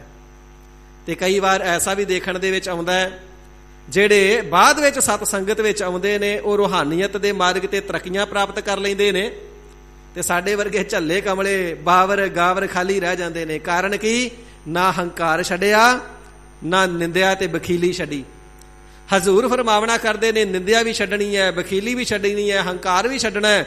ਨਿਰਮਾਣ ਹੋ ਕਰਕੇ, ਨਿਮਰਤਾ ਦੇ ਸਹਿਤ ਹੋ ਕਰਕੇ ਸਤਿਗੁਰਾਂ ਦੇ ਚਰਨਾਂ ਦੀ ਸ਼ਰਨ ਵਿੱਚ ਪੈ ਜਾਣਾ ਕਰੋ। ਮਾਰਗ ਪ੍ਰਭ ਕੋ ਸੰਤ ਬਤਾਇਓ। ਫਿਰ ਸੰਤ ਸ਼ਾਂਤ ਆਤਮਾ ਸਤਿਗੁਰੂ ਸੱਚੇ ਪਾਤਸ਼ਾਹ ਜੀ ਕਿਰਪਾਲਤਾ ਕਰਕੇ ਜਗਿਆਸੂ ਜਨਾਂ ਨੂੰ ਪ੍ਰੇਮਾ ਭਗਤੀ ਦਾ ਮਾਰਗ, ਸਤ ਸੰਗਤ ਦੁਆਰਾ ਪ੍ਰਾਪਤੀ ਦਾ ਮਾਰਗ ਦੱਸ ਦਿੰਦੇ ਨੇ। ਭਲਿਓ ਅੰਮ੍ਰਿਤ ਵੇਲੇ ਉੱਠ ਕਰਕੇ ਨਾਮ ਨੂੰ ਜਪਣਾ ਹੈ। ਹਰ ਧਨ ਅੰਮ੍ਰਿਤ ਵੇਲੇ ਵਤੈ ਕਾ ਬੀਜਿਆ, ਭਗਤ ਖਾਏ ਖਰਚ ਰਹਿ ਨਿਖੁਟੈ ਨਾਹੀ। ਭਲਿਓ ਅੰਮ੍ਰਿਤ ਵੇਲੇ ਦਾ ਸਮਾਂ ਸੌਣ ਦਾ ਸਮਾਂ ਨਹੀਂ, ਅੰਮ੍ਰਿਤ ਵੇਲਾ ਸੱਚ ਨਾਓ ਵਡਿਆਈ ਵਿਚਾਰ। 10 ਹੀ ਗੁਰੂ ਸਾਹਿਬਾਨਾਂ ਜੀ ਦੇ ਜੀਵਨ ਵੱਲ ਝਾਤ ਮਾਰ ਕੇ ਦੇਖੋ। ਅੰਮ੍ਰਿਤ ਵੇਲੇ ਉੱਠ ਕਰਕੇ, ਇਸ਼ਨਾਨ ਕਰਕੇ, ਬਸਤਰ ਸਜਾ ਕਰਕੇ ਤੇ ਚੌਂਕੜਾ ਮਾਰ ਕਰਕੇ ਬੈਠ ਜਾਂਦੇ ਨੇ ਤੇ ਆਪਣੇ ਨਿਜ ਸਰੂਪ ਦਾ ਧਿਆਨ ਧਰਦੇ ਨੇ। ਭਾਵ ਆਪਣੇ ਆਤਮ ਸਰੂਪ ਦੀ ਅਭੇਦਤਾ ਦੇ ਆਨੰਦ ਨੂੰ ਮਾਣਦੇ ਨੇ, ਆਤਮ ਸਰੂਪ ਦਾ ਧਿਆਨ ਧਰਦੇ ਨੇ। ਉਪਰੰਤ ਆਪਣੇ ਨਿਤਨੇਮ ਤੋਂ ਇਲਾਵਾ ਸਤ ਸੰਗਤ ਵਿੱਚ ਆ ਕਰਕੇ ਸ੍ਰੀ ਆਸਾ ਜੀ ਦੀ ਵਾਰ ਦਾ ਕੀਰਤਨ 10 ਹੀ ਸਤਿਗੁਰੂ ਸਾਹਿਬਾਨ ਜੀ ਸਰਵਣ ਕਰਦੇ ਰਹੇ। ਉਪਰੰਤ ਫਿਰ ਗਰੀਬ ਨਿਵਾਜ ਸੱਚੇ ਪਾਤਸ਼ਾਹ ਜੀ ਕਥਾ ਵਿਚਾਰਾਂ ਦੁਆਰਾ ਸੰਗਤਾਂ ਨੂੰ ਕਿਰਤਾਰਥ ਕਰਿਆ ਕਰਦੇ। ਇਹ ਸਿੱਖਿਆ ਹੈ ਸਿਖਾ। ਅੰਮ੍ਰਿਤ ਵੇਲੇ ਉੱਠ ਕੇ ਪਹਿਲਾਂ ਨਿਜ ਸਰੂਪ ਦਾ ਧਿਆਨ ਧਰਨਾ ਹੈ, ਵਾਹਿਗੁਰੂ ਜੀ ਦੇ ਨਾਮ ਦਾ ਸਿਮਰਨ ਅਭਿਆਸ ਕਰਨਾ ਹੈ, ਮੂਲ ਮੰਤਰ ਦਾ ਸਿਮਰਨ ਅਭਿਆਸ ਕਰਨਾ ਹੈ, ਫਿਰ ਕੀਰਤਨ ਸਰਵਣ ਕਰਨਾ ਹੈ, ਸਤ ਸੰਗਤ ਦੇ ਵਿੱਚ ਬੈਠ ਕਰਕੇ ਹਰ ਜਸ ਸਰਵਣ ਕਰਨਾ ਹੈ, ਨਾਮ ਬਾਣੀ ਦੀ ਕਥਾ ਬਾਣੀ ਦਾ ਵਿਖਿਆਨ ਸਰਵਣ ਕਰਨਾ ਹੈ। ਅੰਮ੍ਰਿਤ ਸਰੂਪ ਸਤਿਗੁਰੂ ਜੀ ਦੀ ਗੁਰਬਾਣੀ ਦੀ ਜਿਵੇਂ ਜਿਵੇਂ ਕਥਾ ਸਰਵਣ ਕਰਨਾ ਕਰੇਗਾ ਨਾ, ਸਭ ਤੇ ਊਤਮ ਹਰਿ ਕੀ ਕਥਾ, ਨਾਮ ਸੁਨਤ ਦਰਦ ਦੁਖ ਲਥਾ। ਲੱਥ ਜਾਣਗੇ ਦੁੱਖ ਜਨ ਦਰਦ ਤੇਰੇ। ਇਸੇ ਪ੍ਰਕਾਰ ਸਤ ਸੰਗਤ ਦੇ ਵਿੱਚ ਬੈਠ ਕਰਕੇ ਵਾਹਿਗੁਰੂ ਜੀ ਦੇ ਗੁਣਾਂ ਨੂੰ ਗਾਇਨ ਕਰਨਾ ਹੈ ਜੀ। ਫਲ ਕੀ ਮਿਲੇਗਾ? ਹਜ਼ੂਰ ਫਰਮਾਉਂਦੇ ਨੇ, ਗੁਣ ਗਾਵਤ ਤੇਰੀ ਉਤਰਸ ਮੈਲ, ਮਹਾ ਪੁਨੀਤ ਭਏ ਸੁਖ ਸੈਲ। ਤੇਰੇ ਪਾਪਾਂ ਦੀ ਵਿਕਾਰਾਂ ਦੀ ਮਨ ਤੋਂ ਮੈਲ ਹੀ ਉਤਰ ਜਾਵੇਗੀ।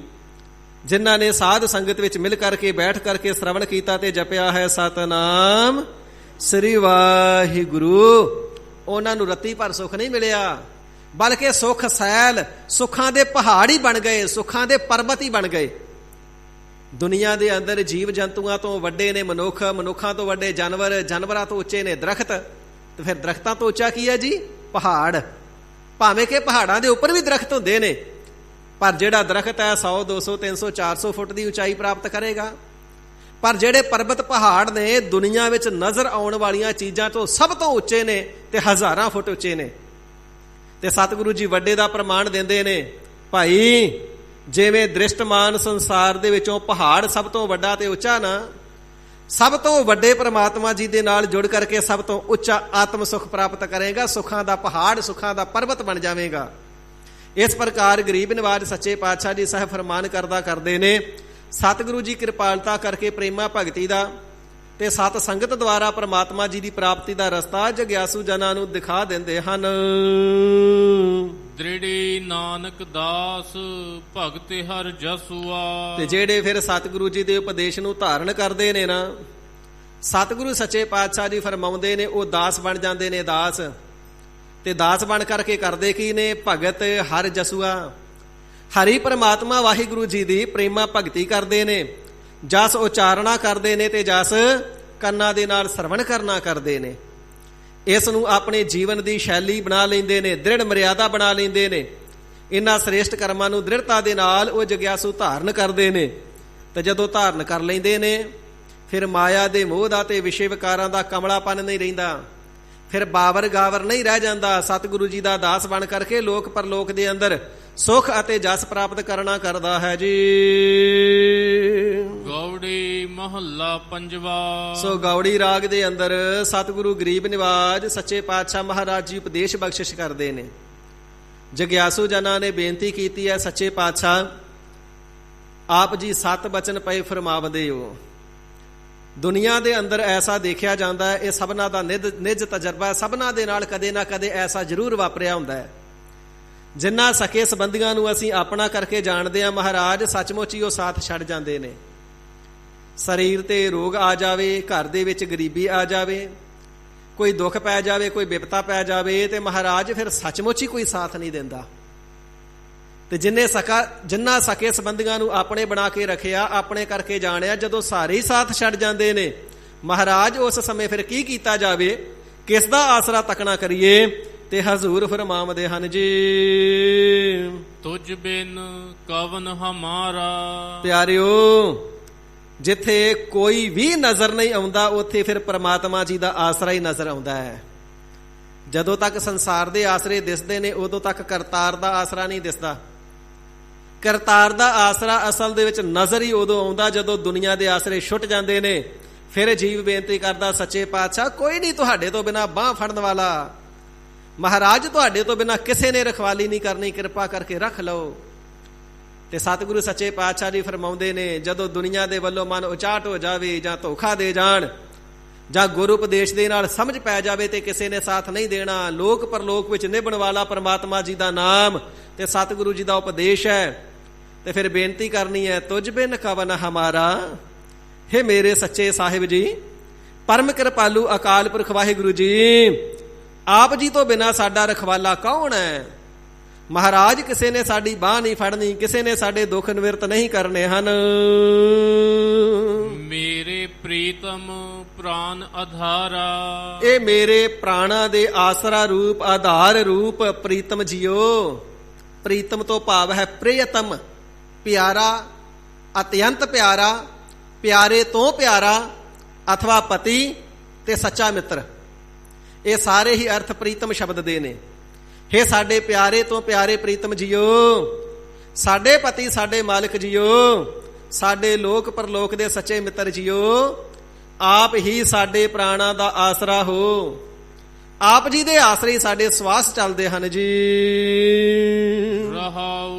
ਵਿਸਰਾਮ ਦੇ ਕਰਕੇ ਸਾਹਿਬ ਜੀ ਫਰਮਾਉਂਦੇ ਹਨ ਜੀ, ਅੰਤਰ ਕੀ ਬਿਦ ਤੁਮ ਹੀ ਜਾਨੀ। ਹੇ ਪਰਮ ਪਿਤਾ ਅਕਾਲ ਪੁਰਖ ਵਾਹਿਗੁਰੂ ਹਰੀ ਪਰਮੇਸ਼ਰ ਜੀਓ, ਸਾਡੇ ਅੰਦਰ ਦੀ ਸਾਰੀ ਵਿਧੀ ਨੂੰ ਆਪ ਜੀ ਜਾਣਦੇ ਹੋ, ਦਿਲਾਂ ਦੀਆਂ ਬੁੱਝਣ ਵਾਲੇ ਜੂ ਹੋਏ, ਅੰਤਰਜਾਮੀ ਜੂ ਹੋਏ। ਮਹਾਰਾਜ ਆਪ ਜੀ ਜਾਣਦੇ ਹੋ, ਦੁਨੀਆਦਾਰੀ ਨੇ ਸਾਥ ਨਹੀਂ ਦਿੱਤਾ, ਕੋਈ ਸਾਡੇ ਨਾਲ ਨਿਭਣ ਵਾਲਾ ਨਹੀਂ, ਹੁਣ ਹਿਰਦੇ ਵਿੱਚ ਕਿਸੇ ਹੋਰ ਦਾ ਆਸਰਾ ਨਹੀਂ ਰਿਹਾ, ਆਪ ਜੀ ਦੀ ਹੀ ਓਟ ਤੱਕੀ ਹੈ, ਆਪ ਜੀ ਦਾ ਹੀ ਆਸਰਾ ਤੱਕਿਆ ਹੈ ਜੀ। ਤੁਮ ਹੀ ਸੱਜਣ ਸੁਹੇਲੇ। ਮਾਤਾ ਦੇ ਗਰਭ ਅਵਸਥਾ ਦੇ ਵਿੱਚ ਵੀ ਤੁਸੀਂ ਸਾਡੇ ਸੱਜਣ ਹੋ ਕਰਕੇ ਰਖਵਾਲੀ ਕੀਤੀ, ਤੇ ਦੁਨੀਆ ਦੇ ਅੰਦਰ ਵੀ ਸਾਡੇ ਸੁਹੇਲੇ ਸੁਖਦਾਈ ਮਿੱਤਰ ਹੋ, ਸੁਖਦਾਈ ਦਾਤੇ ਹੋ। ਇਸੇ ਪ੍ਰਕਾਰ ਇਸ ਦੁਨੀਆ ਦੇ ਅੰਦਰ ਵੀ ਸਾਡੇ ਸੱਜਣ ਸਰੂਪ ਹੋ, ਤੇ ਦਰਗਾਹ ਦੇ ਅੰਦਰ ਵੀ ਗਰੀਬ ਨਿਵਾਜ ਸਾਹਿਬ ਜੀ ਸਾਡੇ ਸਹਾਇਕ ਮਿੱਤਰ ਹੋ। ਆਪ ਜੀ, ਆਪ ਜੀ ਤੋਂ ਬਿਨਾਂ ਸਾਡੀ ਸਹਾਇਤਾ ਕਿਸੇ ਨੇ ਵੀ ਨਹੀਂ ਕਰਨੀ ਹੈ। ਉਸ ਸਾਚੇ ਦੀ ਬਾਣ ਮਹਿ ਪੱਲਾ ਨਾ ਪਕੜਿਆ ਕੋਈ, ਹੋਰ ਤੇ ਕੋਈ ਪੱਲਾ ਨਹੀਂ ਫੜਦਾ, ਹੋਰ ਤੇ ਕੋਈ ਬਾਂਹ ਨਹੀਂ ਫੜਦਾ। ਆਪ ਹੀ ਸਾਡੇ ਰੱਖਿਅਕ ਹੋ ਲੋਕ ਅਤੇ ਪਰਲੋਕ ਦੇ ਵਿੱਚ। ਸਰਬ ਸੁਖਾ ਮੈਂ ਤੁਝ ਤੇ ਪਾਏ। ਗਰੀਬ ਨਿਵਾਜ ਸੱਚੇ ਪਾਤਸ਼ਾਹ ਮਹਾਰਾਜ ਸਾਹਿਬ ਜੀਓ, ਅੱਜ ਤੱਕ ਜਿਤਨੇ ਵੀ ਸੁੱਖ ਪ੍ਰਾਪਤ ਕੀਤੇ ਨੇ ਉਹ ਸਾਰੇ ਸੁੱਖ ਆਪ ਜੀ ਤੋਂ ਹੀ ਪ੍ਰਾਪਤ ਕੀਤੇ ਨੇ। ਤੇ ਜੇ ਸੂਖਸ਼ਮ ਵਿਚਾਰ ਦੇ ਨਾਲ ਤੱਕਣਾ ਕਰੀਏ ਤੇ ਫਿਰ ਆਪਣੇ ਆਪ ਸਮਝ ਆ ਜਾਵੇਗੀ ਕਿ ਸੱਚਮੁੱਚ ਜਿਹੜੇ ਸੁੱਖ ਨੇ ਉਹ ਵਾਹਿਗੁਰੂ ਜੀ ਤੋਂ ਪਾਏ ਨੇ। ਦੁਨਿਆਵੀ ਬਿਰਤੀ ਦੇ ਨਾਲ ਸੋਚਣ ਤੇ ਬੁੱਧੀ ਦੇ ਤਲ ਤੇ ਜਿਉਣ ਵਾਲਾ ਇਨਸਾਨ ਸਮਝੇਗਾ ਮੈਂ ਸੁੱਖ ਬਚਪਨ ਵਿੱਚ ਆਪਣੇ ਮਾਤਾ ਪਿਤਾ ਤੋਂ ਪਾਏ ਨੇ ਤੇ ਜਵਾਨੀ ਦੇ ਵਿੱਚ ਮਾਇਆ ਕਮਾ ਕੇ ਪਾਏ ਨੇ। ਭਲਿਆ ਜੇ ਤੂੰ ਮਾਤਾ ਪਿਤਾ ਤੋਂ ਸੁੱਖ ਪਾਏ ਨੇ ਤੇ ਮਾਤਾ ਪਿਤਾ ਦੇ ਘਰ ਵਿੱਚ ਤੈਨੂੰ ਪੈਦਾ ਕਿਸ ਨੇ ਕੀਤਾ? ਮਾਤਾ ਪਿਤਾ ਨੂੰ ਤੰਦਰੁਸਤੀ ਕਿਸ ਨੇ ਬਖਸ਼ੀ? ਮਾਤਾ ਪਿਤਾ ਨੂੰ ਕਿਰਤ ਤੇ ਉਪਜੀਵਕਾ ਕਿਸ ਨੇ ਬਖਸ਼ੀ? ਤੇ ਮਾਤਾ ਦੇ ਹਿਰਦੇ ਵਿੱਚ ਤੇਰੇ ਪ੍ਰਤੀ ਮਮਤਾ ਅਥਵਾ ਪਿਆਰ ਕਿਸ ਨੇ ਪਾਇਆ? ਇਹ ਸਾਰੀਆਂ ਦਾਤਾਂ ਤੇ ਪਰਮੇਸ਼ਰ ਦੀਆਂ ਹੀ ਨੇ ਨਾ। ਕਿੰਨੇ ਅਨਾਥ ਐਸੇ ਨੇ ਬਚਪਨ ਦੇ ਵਿੱਚ ਹੀ ਕਿਸ ਦੇ ਸਿਰ ਤੋਂ ਮਾਤਾ ਦਾ ਸਾਇਆ ਉੱਠ ਗਿਆ, ਮਾਤਾ ਦੀ ਗੋਦ ਖੋਈ ਗਈ, ਭਾਵ ਮਾਤਾ ਦੀ ਗੋਦ ਤੋਂ ਵਿਹੀਣਾ ਹੋ ਗਿਆ, ਤੇ ਕਿੰਨਿਆਂ ਦੇ ਸਿਰ ਤੋਂ ਬਾਪ ਦਾ ਸਾਇਆ ਉੱਠ ਗਿਆ। ਤੇ ਜੇ ਪ੍ਰਮਾਤਮਾ ਜੀ ਨੇ ਮਾਤਾ ਤੇ ਪਿਤਾ ਤੇਰੇ ਦੋਵੇਂ ਸਲਾਮਤ ਰੱਖੇ ਨੇ, ਤੇਰੇ ਸਿਰ ਤੇ ਛੱਤ ਹੈ ਪਿਤਾ ਦੀ, ਤੇ ਧਰਤੀ ਤੋਂ ਵੱਡਾ ਭਾਰਾ ਆਸਰਾ ਤੈਨੂੰ ਮਾਤਾ ਦੀ ਗੋਦ ਦਾ ਮਿਲਿਆ ਹੈ। ਜਦੋਂ ਜੰਗਲ ਦੇ ਵਿੱਚ ਬਨਵਾਸ ਮਿਲਿਆ ਸੀ ਪਾਂਡਵਾਂ ਨੂੰ, ਤੇ ਪਾਣੀ ਪੀਣ ਵਾਸਤੇ ਗਏ, ਤੇ ਪਾਣੀ ਦੇ ਕੰਢੇ ਤੇ ਯਕਸ਼ ਨੇ ਪ੍ਰਗਟ ਹੋ ਕਰਕੇ ਸਵਾਲ ਪੁੱਛੇ ਸੀ ਨਾ। ਵੱਡਾ ਪ੍ਰਸੰਗ ਹੈ, ਪਰ ਆਪਾਂ ਅੰਸ਼ ਮਾਤਰ ਲਵਾਂਗੇ। ਉਹਨਾਂ ਸਵਾਲਾਂ ਦੇ ਵਿੱਚੋਂ 2 ਸਵਾਲ ਇਹ ਸਨ ਕਿ ਆਕਾਸ਼ ਤੋਂ ਉੱਚਾ ਕੀ ਹੈ? ਤੇ ਯੁਧਿਸ਼ਟਰ ਨੇ ਜਵਾਬ ਦੇਣਾ ਕੀਤਾ ਸੀ, ਬੱਚੇ ਦੇ ਸਿਰ ਦੇ ਉੱਪਰ ਪਿਤਾ ਦਾ ਸਾਇਆ ਆਕਾਸ਼ ਤੋਂ ਵੀ ਉੱਚਾ ਹੈ। ਤੇ ਅਗਲਾ ਸਵਾਲ ਕਰਨਾ ਕੀਤਾ ਸੀ, ਧਰਤੀ ਤੋਂ ਭਾਰਾ ਕੀ ਹੈ? ਤੇ 5 ਪਾਂਡਵਾਂ ਦੇ ਵਿੱਚੋਂ ਬੁੱਧੀਮਾਨ ਸਰਬ ਸ੍ਰੇਸ਼ਟ ਧਰਮ ਰਾਜੇ ਦੇ ਪੁੱਤਰ ਕਹੇ ਜਾਣ ਵਾਲੇ ਯੁਧਿਸ਼ਟਰ ਨੇ ਜਵਾਬ ਦੇਣਾ ਕੀਤਾ ਸੀ, ਬੱਚੇ ਵਾਸਤੇ ਮਾਤਾ ਦੀ ਗੋਦ ਦਾ ਆਸਰਾ ਧਰਤੀ ਤੋਂ ਵੀ ਵੱਡਾ ਤੇ ਭਾਰਾ ਆਸਰਾ ਹੈ। ਤੇ ਜੇ ਧਰਤੀ ਤੋਂ ਵੱਡਾ ਭਾਰਾ ਆਸਰਾ ਮਾਤਾ ਦੀ ਗੋਦ ਦਾ, ਸਿਰ ਤੇ ਸਾਇਆ ਆਕਾਸ਼ ਤੋਂ ਉੱਚਾ ਪਿਤਾ ਦਾ ਬਖਸ਼ਿਆ, ਤੇ ਦਾਤਾਂ ਕਿਸ ਦੀਆਂ ਨੇ? ਅਕਾਲ ਪੁਰਖ ਵਾਹਿਗੁਰੂ ਪਰਮੇਸ਼ਰ ਦੀਆਂ। ਜਵਾਨੀ ਦੇ ਵਿੱਚ ਧਨ ਕਮਾਉਣ ਦੀ ਤੈਨੂੰ ਦਾਤ ਬਖਸ਼ੀ, ਤੇਰੇ ਸਰੀਰ ਨੂੰ ਅਰੋਗਤਾ ਬਖਸ਼ੀ, ਤੈਨੂੰ ਜੀਵਨ ਸਾਥੀ ਬਖਸ਼ਿਆ, ਜਿਉਂਦੇ ਜਾਗਦੇ ਖਿਡੌਣੇ ਤੇਰੇ ਖੇਡਣ ਮਨ ਪਰਚਾਵੇ ਵਾਸਤੇ ਬਾਲਕ ਬੱਚੇ ਦੇ ਦਿੱਤੇ, ਤੇ ਦਾਤਾਂ ਕਿਸ ਦੀਆਂ ਨੇ? ਪਰਮੇਸ਼ਰ ਦੀਆਂ। ਇਹ ਨਾ ਜਾਣ ਕਿ ਤੂੰ ਸਰੀਰ ਦੇ ਬਲ ਦੇ ਨਾਲ ਕਮਾਏ ਨੇ, ਇਹ ਦਾਤਾਂ ਸਾਰੀਆਂ ਪਰਮਾਤਮਾ ਜੀ ਦੀਆਂ। ਦਾਤਾਂ ਦਾ ਮੂਲ ਪਰਮਾਤਮਾ ਹੈ। ਇਸ ਕਰਕੇ ਗਰੀਬ ਨਿਵਾਜ ਸੱਚੇ ਪਾਤਸ਼ਾਹ ਮਹਾਰਾਜ ਜੀ ਫਰਮਾਨ ਕਰਨਾ ਕਰਦੇ ਨੇ, ਪਿਆਰਿਓ ਸਦਾ ਵਾਹਿਗੁਰੂ ਜੀ ਦੇ ਅੱਗੇ ਨਿਮਰਤਾ ਭਾਵ ਦੇ ਨਾਲ ਸਮਾਹਿਤ ਚਿੱਤ ਹੋ ਕਰਕੇ ਬੇਨਤੀਆਂ ਕਰਨੀਆਂ ਨੇ। ਸਰਬ ਸੁਖਾ ਮੈਂ ਤੁਝ ਤੇ ਪਾਏ। ਵਾਹਿਗੁਰੂ ਪਰਮਾਤਮਾ ਜੀ ਅੱਜ ਤੱਕ ਜਿਤਨੇ ਵੀ ਸੁੱਖ ਪ੍ਰਾਪਤ ਕੀਤੇ ਨੇ ਨਾ, ਇਹ ਸਾਰੇ ਸੁੱਖ ਆਪ ਜੀ ਤੋਂ ਹੀ ਪ੍ਰਾਪਤ ਕੀਤੇ ਹਨ ਜੀ। ਮੇਰੇ ਠਾਕੁਰ ਅਗਹ ਅਤੋਲੇ। ਇਹ ਅਗਹ ਹੈ, ਪਕੜ ਵਿੱਚ ਨਾ ਆਉਣ ਵਾਲੇ, ਮਨ ਕਰਕੇ ਆਗਮ, ਤੇ ਅਤੋਲਾ ਜੋ ਤੋਲਿਆ ਨਾ ਜਾਵੇ, ਜਿਸ ਦੀ ਗਿਣਤੀ ਮਿਣਤੀ ਨਾ ਹੋਵੇ, ਜਿਸ ਦਾ ਆਦ ਅੰਤ ਨਾ ਹੋਵੇ। ਵਡਿਆਈਆਂ ਇਤਨੀਆਂ ਭਾਰੀਆਂ ਨੇ, ਵੱਡਾ ਬਲ ਆਪ ਜੀ ਦਾ ਇਤਨਾ ਵੱਡਾ ਹੈ, ਵੈਰਾਟ ਸਰੂਪ ਆਪ ਜੀ ਦਾ ਇਤਨਾ ਵੱਡਾ ਹੈ ਕਿ ਆਪ ਜੀ ਅਤੋਲ ਹੋ, ਤੋਲੇ ਨਹੀਂ ਜਾ ਸਕਦੇ। ਹੱਥਾਂ ਦੇ ਨਾਲ, ਇਸੇ ਪ੍ਰਕਾਰ ਮਨ ਦੀ ਭਾਵਨਾ ਦੇ ਨਾਲ ਵੀ ਪਕੜ ਵਿੱਚ ਨਹੀਂ ਆਉਂਦੇ ਹੋ। ਗੁਰੂ ਨਾਨਕ ਦੇਵ ਸੱਚੇ ਪਾਤਸ਼ਾਹ ਮਹਾਰਾਜ ਸਾਹਿਬ ਜੀ ਨੇ ਜਦੋਂ ਕੌਡੇ ਦਾ ਉਧਾਰ ਕੀਤਾ, ਤੇ ਸ਼ੁਕਰਾਨੇ ਵਜੋਂ ਭਾਈ ਮਰਦਾਨਾ ਜੀ ਗੁਰੂ ਨਾਨਕ ਦੇਵ ਸਾਹਿਬ ਜੀ ਦੇ ਚਰਨ ਪਕੜਦੇ ਨੇ ਨਾ। ਗਰੀਬ ਨਵਾਜ ਸਾਹਿਬ ਜੀ ਚੌਂਕੜਾ ਲਾ ਕਰਕੇ ਬੈਠੇ ਨੇ, ਦਰਸ਼ਨ ਹੁੰਦੇ ਨੇ, ਭਾਵਨਾ ਨਾਲ ਚਰਨ ਪਕੜਦਾ, ਪਰ ਚਰਨ ਹੱਥ ਵਿੱਚ ਨਹੀਂ ਆਉਂਦੇ। ਕਿਤਨੀ ਵਾਰ ਯਤਨ ਕੀਤਾ, ਚਰਨਾਂ ਨੂੰ ਸਪਰਸ਼ ਕੀਤਾ ਕਰਾਂ, ਭਾਈ ਮਰਦਾਨਾ ਜੀ ਨੇ ਚਰਨ ਨਹੀਂ ਹੱਥ ਵਿੱਚ ਆਉਂਦੇ। ਫਿਰ ਬੇਨਤੀ ਕੀਤੀ, ਸੱਚੇ ਪਾਤਸ਼ਾਹ ਆਪ ਜੀ ਦੇ ਪਾਵਨ ਸਰੂਪ ਤੇ ਚਰਨਾਂ ਦੇ ਦੀਦਾਰ ਹੁੰਦੇ ਨੇ, ਪਰ ਪਕੜ ਵਿੱਚ ਨਹੀਂ ਆਉਂਦੇ, ਕੀ ਕਾਰਨ ਹੈ? ਤੇ ਹਜ਼ੂਰ ਨੇ ਫਰਮਾਵਣਾ ਕੀਤਾ, ਮਰਦਾਨਾ ਜੀ ਸਤਿਗੁਰੂ ਜੀ ਦਾ ਸਰੀਰ ਸੰਸਾਰ ਦੇ ਭਲੇ ਹਿਤ ਪ੍ਰਗਟ ਹੁੰਦਾ ਹੈ, ਪਰ ਅਸਲ ਵਿੱਚ ਇਹ ਸਰੀਰ 5 ਤੱਤਾਂ ਦਾ ਨਹੀਂ, ਪ੍ਰਕਾਸ਼ ਰੂਪ ਹੋਇਆ ਕਰਦਾ ਹੈ। ਤੇ ਪ੍ਰਕਾਸ਼ ਕਦੇ ਕੋਈ ਫੜਿਆ ਥੋੜਾ ਜਾਂਦਾ ਹੈ। ਹੁਣ ਸੂਰਜ ਚੜਿਆ ਹੈ, ਲਾਈਟਾਂ ਜਗ ਰਹੀਆਂ ਨੇ, ਦਰਬਾਰ ਦੇ ਅੰਦਰ ਲਾਈਟਾਂ ਜਗ ਰਹੀਆਂ, ਬਾਹਰ ਸੂਰਜ ਦਾ ਚਾਨਣਾ ਹੈ। ਤੇ ਜੇ ਕੋਈ ਚਾਨਣੇ ਨੂੰ ਹੱਥ ਵਿੱਚ ਫੜਨ ਦਾ ਯਤਨ ਕਰੇ, ਮੁੱਠ ਵਿੱਚ ਫੜਨ ਦਾ ਯਤਨ ਕਰੇ, ਰੱਸੇ ਨਾਲ ਬੰਨਣ ਦਾ ਯਤਨ ਕਰੇ, ਤੇ ਕੋਈ ਫੜ ਲਵੇਗਾ? ਨਹੀਂ ਪਕੜ ਸਕਦਾ। ਜਿਵੇਂ ਪ੍ਰਕਾਸ਼ ਨੂੰ ਨਹੀਂ ਪਕੜਿਆ ਜਾ ਸਕਦਾ, ਪ੍ਰਕਾਸ਼ ਸਰੂਪ ਸਤਿਗੁਰੂ ਜੀ ਦੇ ਸਰੀਰ ਨੂੰ ਵੀ ਨਹੀਂ ਪਕੜਿਆ ਜਾ ਸਕਦਾ। ਕਲਗੀਧਰ ਸੱਚੇ ਪਾਤਸ਼ਾਹ ਸਾਹਿਬੇ ਕਮਾਲ ਸ੍ਰੀ ਗੁਰੂ ਗੋਬਿੰਦ ਸਿੰਘ ਸਾਹਿਬ ਜੀ ਨੇ ਵੀ ਇਹੀ ਕੌਤਕ ਵਰਤਾਇਆ। ਇਸ ਸੱਚਖੰਡ ਸਾਹਿਬ ਵਾਲੇ ਸਥਾਨ ਤੇ ਸਿੱਖ ਚਰਨ ਪਕੜਦੇ ਨੇ, ਹੱਥਾਂ ਵਿੱਚ ਨਹੀਂ ਆਉਂਦੇ। ਬੇਨਤੀ ਕਰਕੇ ਪੁੱਛਿਆ, ਤੇ ਗਰੀਬ ਨਿਵਾਜ ਸਾਹਿਬ ਜੀ ਨੇ ਬਚਨ ਕਰਨਾ ਕੀਤਾ, ਸਤਿਗੁਰਾਂ ਦਾ ਸਰੀਰ ਪ੍ਰਕਾਸ਼ ਰੂਪ ਹੋਇਆ ਕਰਦਾ ਹੈ, ਸਤਿਗੁਰੂ ਜੀ ਜੋਤ ਰੂਪ ਹੋਇਆ ਕਰਦੇ ਨੇ। 5 ਤੱਤਾਂ ਦਾ ਸਰੀਰ ਸਤਿਗੁਰੂ ਜੀ ਦਾ ਵਾਸਤਵ ਸਰੂਪ ਨਹੀਂ, ਪ੍ਰਕਾਸ਼ ਸਰੂਪ ਹੀ ਵਾਸਤਵ ਸਰੂਪ ਹੈ। ਇਸ ਪ੍ਰਕਾਰ ਪ੍ਰਤੱਖ ਵੀ ਸਤਿਗੁਰੂ ਜੀ ਅਗਾਹ ਹੈ, ਪਕੜਨੇ ਤੋਂ ਰਹਿਤ ਨੇ, ਪਕੜ ਵਿੱਚ ਨਹੀਂ ਆਉਂਦੇ।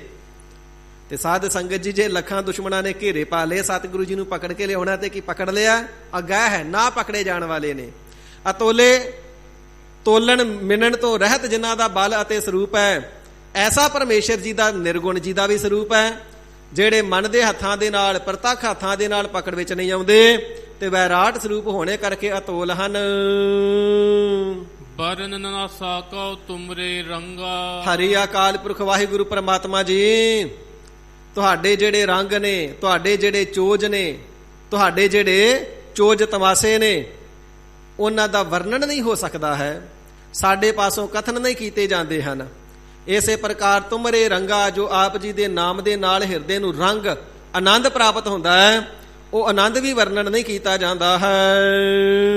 ਗੁਣ ਨਿਧਾਨ ਸੁਖ ਦਾਤੇ, ਇਸ ਪ੍ਰਕਾਰ ਸਦਾ ਹੀ ਬੇਨਤੀਆਂ ਕਰਦੇ ਰਹਿਣਾ, ਹੇ ਪਰਮ ਪਿਤਾ ਪਰਮੇਸ਼ਰ ਜੀ, ਤੁਸੀਂ ਗੁਣਾ ਦੇ ਨਿਧਾਨ ਹੋ, ਗੁਣਾ ਦੇ ਖਜ਼ਾਨੇ ਹੋ, ਗੁਣਾ ਦੇ ਦਾਤੇ ਹੋ, ਤੇ ਸੁਖ ਦਾਤੇ, ਸਾਰੇ ਸੁੱਖਾਂ ਦੇ ਤਾਈਂ ਦੇਣ ਵਾਲੇ ਹੋ। ਸਾਰਿਆਂ ਜੀਵਾਂ ਨੂੰ ਸੁਖ ਆਪ ਜੀ ਹੀ ਪ੍ਰਦਾਨ ਕਰਦੇ ਹੋ।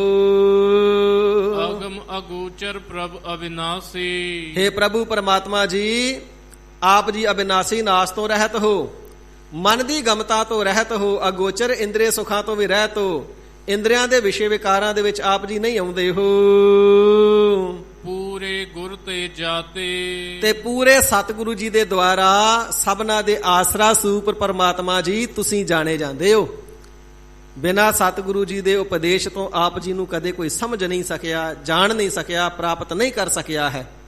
ਗੁਰ ਉਪਦੇਸ਼ ਦੁਆਰਾ ਹੀ ਆਪ ਜੀ ਦੀ ਮਹਿਮਾ ਵਡਿਆਈ ਤੇ ਕਰਤਬਾਂ ਨੂੰ, ਜਸ ਵਡਿਆਈ ਨੂੰ ਜਾਣਿਆ ਜਾਂਦਾ ਹੈ ਜੀ। ਭ੍ਰਮ ਪਉ ਕਾਟ ਕੀਏ ਨਹਿ ਕੇਵਲ, ਇਥੋਂ ਤੱਕ 2 ਪੌੜੀਆਂ ਦੇ ਅੰਦਰ ਗਰੀਬ ਨਿਵਾਜ ਸਤਿਗੁਰੂ ਜੀ ਨੇ ਅਕਾਲ ਪੁਰਖ ਵਾਹਿਗੁਰੂ ਜੀ ਦਾ ਜਸ, ਤੇ ਅਗਲੀਆਂ 2 ਪੌੜੀਆਂ ਦੇ ਅੰਦਰ ਪੂਰੇ ਗੁਰੂ ਦਾ ਜਸ ਕਥਨ ਕਰਦੇ ਨੇ। ਕਿਉਂਕਿ ਗੁਰ ਪਰਮੇਸ਼ਰ ਏਕੋ ਜਾਣ, ਜੋ ਤਿਸ ਭਾਵੈ ਸੋ ਪਰਵਾਨ। ਸਾਧ ਸੰਗਤ ਜੀ, ਇਹ ਸਿਧਾਂਤ ਹੈ। ਅਕਾਲ ਪੁਰਖ ਵਾਹਿਗੁਰੂ ਜੀ ਦੀ ਕਿਰਪਾ ਤੋਂ ਬਿਨਾਂ ਪੂਰੇ ਗੁਰੂ ਦੀ ਪ੍ਰਾਪਤੀ ਨਹੀਂ ਹੁੰਦੀ, ਤੇ ਪੂਰੇ ਸਤਿਗੁਰੂ ਜੀ ਦੇ ਉਪਦੇਸ਼ ਤੋਂ ਬਿਨਾਂ ਅਕਾਲ ਪੁਰਖ ਵਾਹਿਗੁਰੂ ਜੀ ਦੀ ਪ੍ਰਾਪਤੀ ਨਹੀਂ ਹੁੰਦੀ। ਗੁਰ ਪਰਮੇਸ਼ਰ ਜੀ ਤੇ ਪਾਰ ਬ੍ਰਹਮ ਪਰਮੇਸ਼ਰ ਜੀ ਦੋਵੇਂ ਇੱਕ ਦੂਸਰੇ ਦੇ ਪੂਰਕ ਨੇ। ਤੇ ਇਸ ਗਰੀਬ ਨਿਵਾਜ ਸਤਿਗੁਰਾਂ ਨੇ ਪਹਿਲੀਆਂ 2 ਪੌੜੀਆਂ ਅੰਦਰ ਵਾਹਿਗੁਰੂ ਜੀ ਦੀ ਉਸਤਤ, ਤੇ ਅਗਲੀਆਂ ਪੌੜੀਆਂ ਦੇ ਅੰਦਰ ਗੁਰੂ ਕੀ ਵਡਿਆਈ ਲਿਖਦੇ ਨੇ। ਭ੍ਰਮ ਪਾਉ ਕਾਟ ਕੀਏ ਨਹਿ ਕੇਵਲ, ਜਿਸ ਵੇਲੇ ਪੂਰੇ ਸਤਿਗੁਰੂ ਜੀ ਨੇ ਕਿਰਪਾਲਤਾ ਕੀਤੀ ਨਾ, ਤੇ ਜੀਵ ਦੇ ਹਿਰਦੇ ਦੇ ਵਿੱਚੋਂ 5 ਪ੍ਰਕਾਰ ਦੇ ਭਰਮ, 7 ਪ੍ਰਕਾਰ ਦੇ ਡਰ ਕੱਟ ਕਰਕੇ ਤੇ ਨਹਿ ਕੇਵਲ ਕਰ ਦਿੱਤਾ, ਸ਼ੁੱਧ ਸਰੂਪ ਕਰ ਦਿੱਤਾ।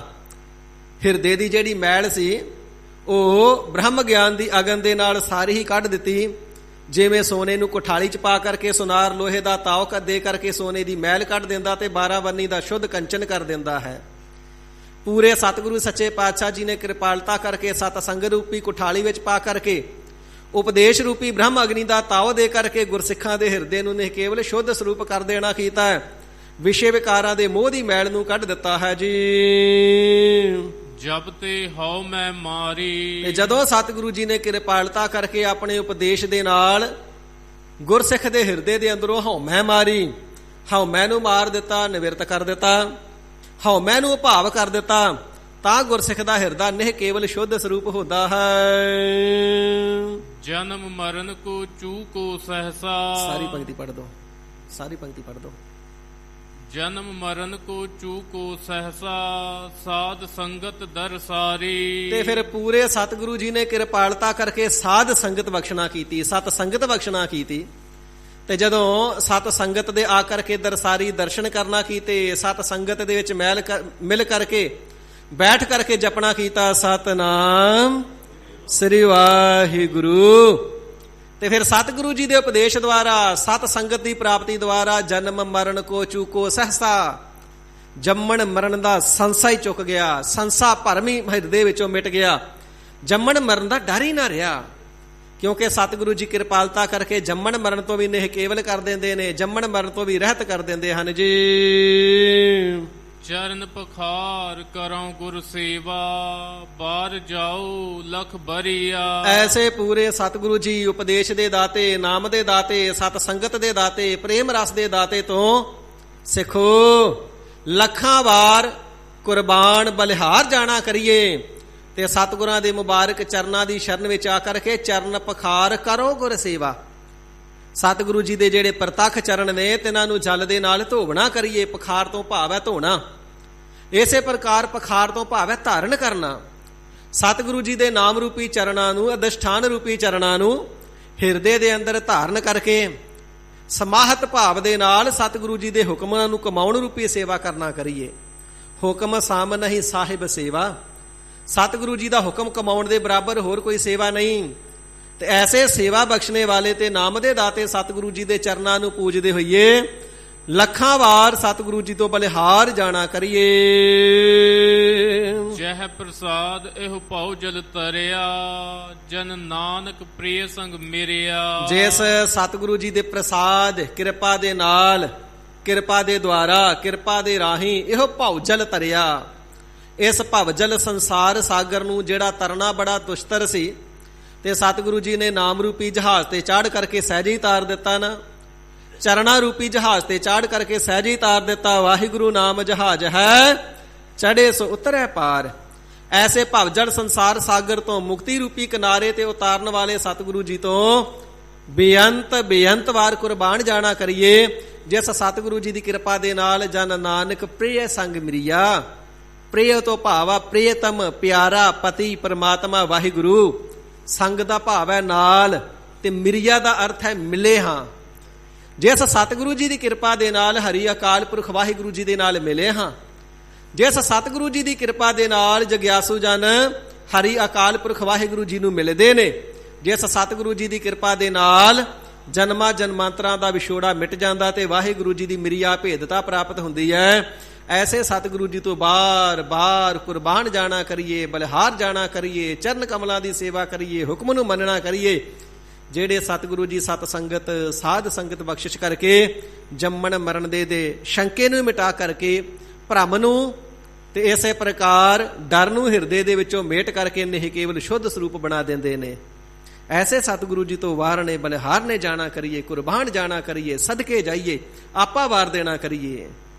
ਇਸ ਪ੍ਰਕਾਰ ਗੁਰਸਿੱਖਾਂ ਦੀ, ਜਗਿਆਸੂਆਂ ਦੀ ਬੇਨਤੀ ਕਰਨੇ ਤੇ ਗਰੀਬ ਨਿਵਾਜ ਸਤਿਗੁਰੂ ਅਰਜਨ ਦੇਵ ਸੱਚੇ ਪਾਤਸ਼ਾਹ ਮਹਾਰਾਜ ਜੀ ਨੇ ਸਰਬਦਾ ਕਲਿਆਣਕਾਰੀ ਪਾਵਨ ਅੰਮ੍ਰਿਤਮਈ ਉਪਦੇਸ਼ ਬਖਸ਼ਿਸ਼ ਕਰਕੇ ਸਭਨਾਂ ਦੇ ਭਰਮਾਂ ਦੀ ਨਿਵਰਤੀ ਵਾਸਤੇ ਤੇ ਵਾਹਿਗੁਰੂ ਜੀ ਦੇ ਮਿਲਾਪ ਵਾਸਤੇ ਕਲਿਆਣਮਈ ਉਪਦੇਸ਼ ਬਖਸ਼ਿਸ਼ ਕਰਨਾ ਕੀਤਾ ਹੈ।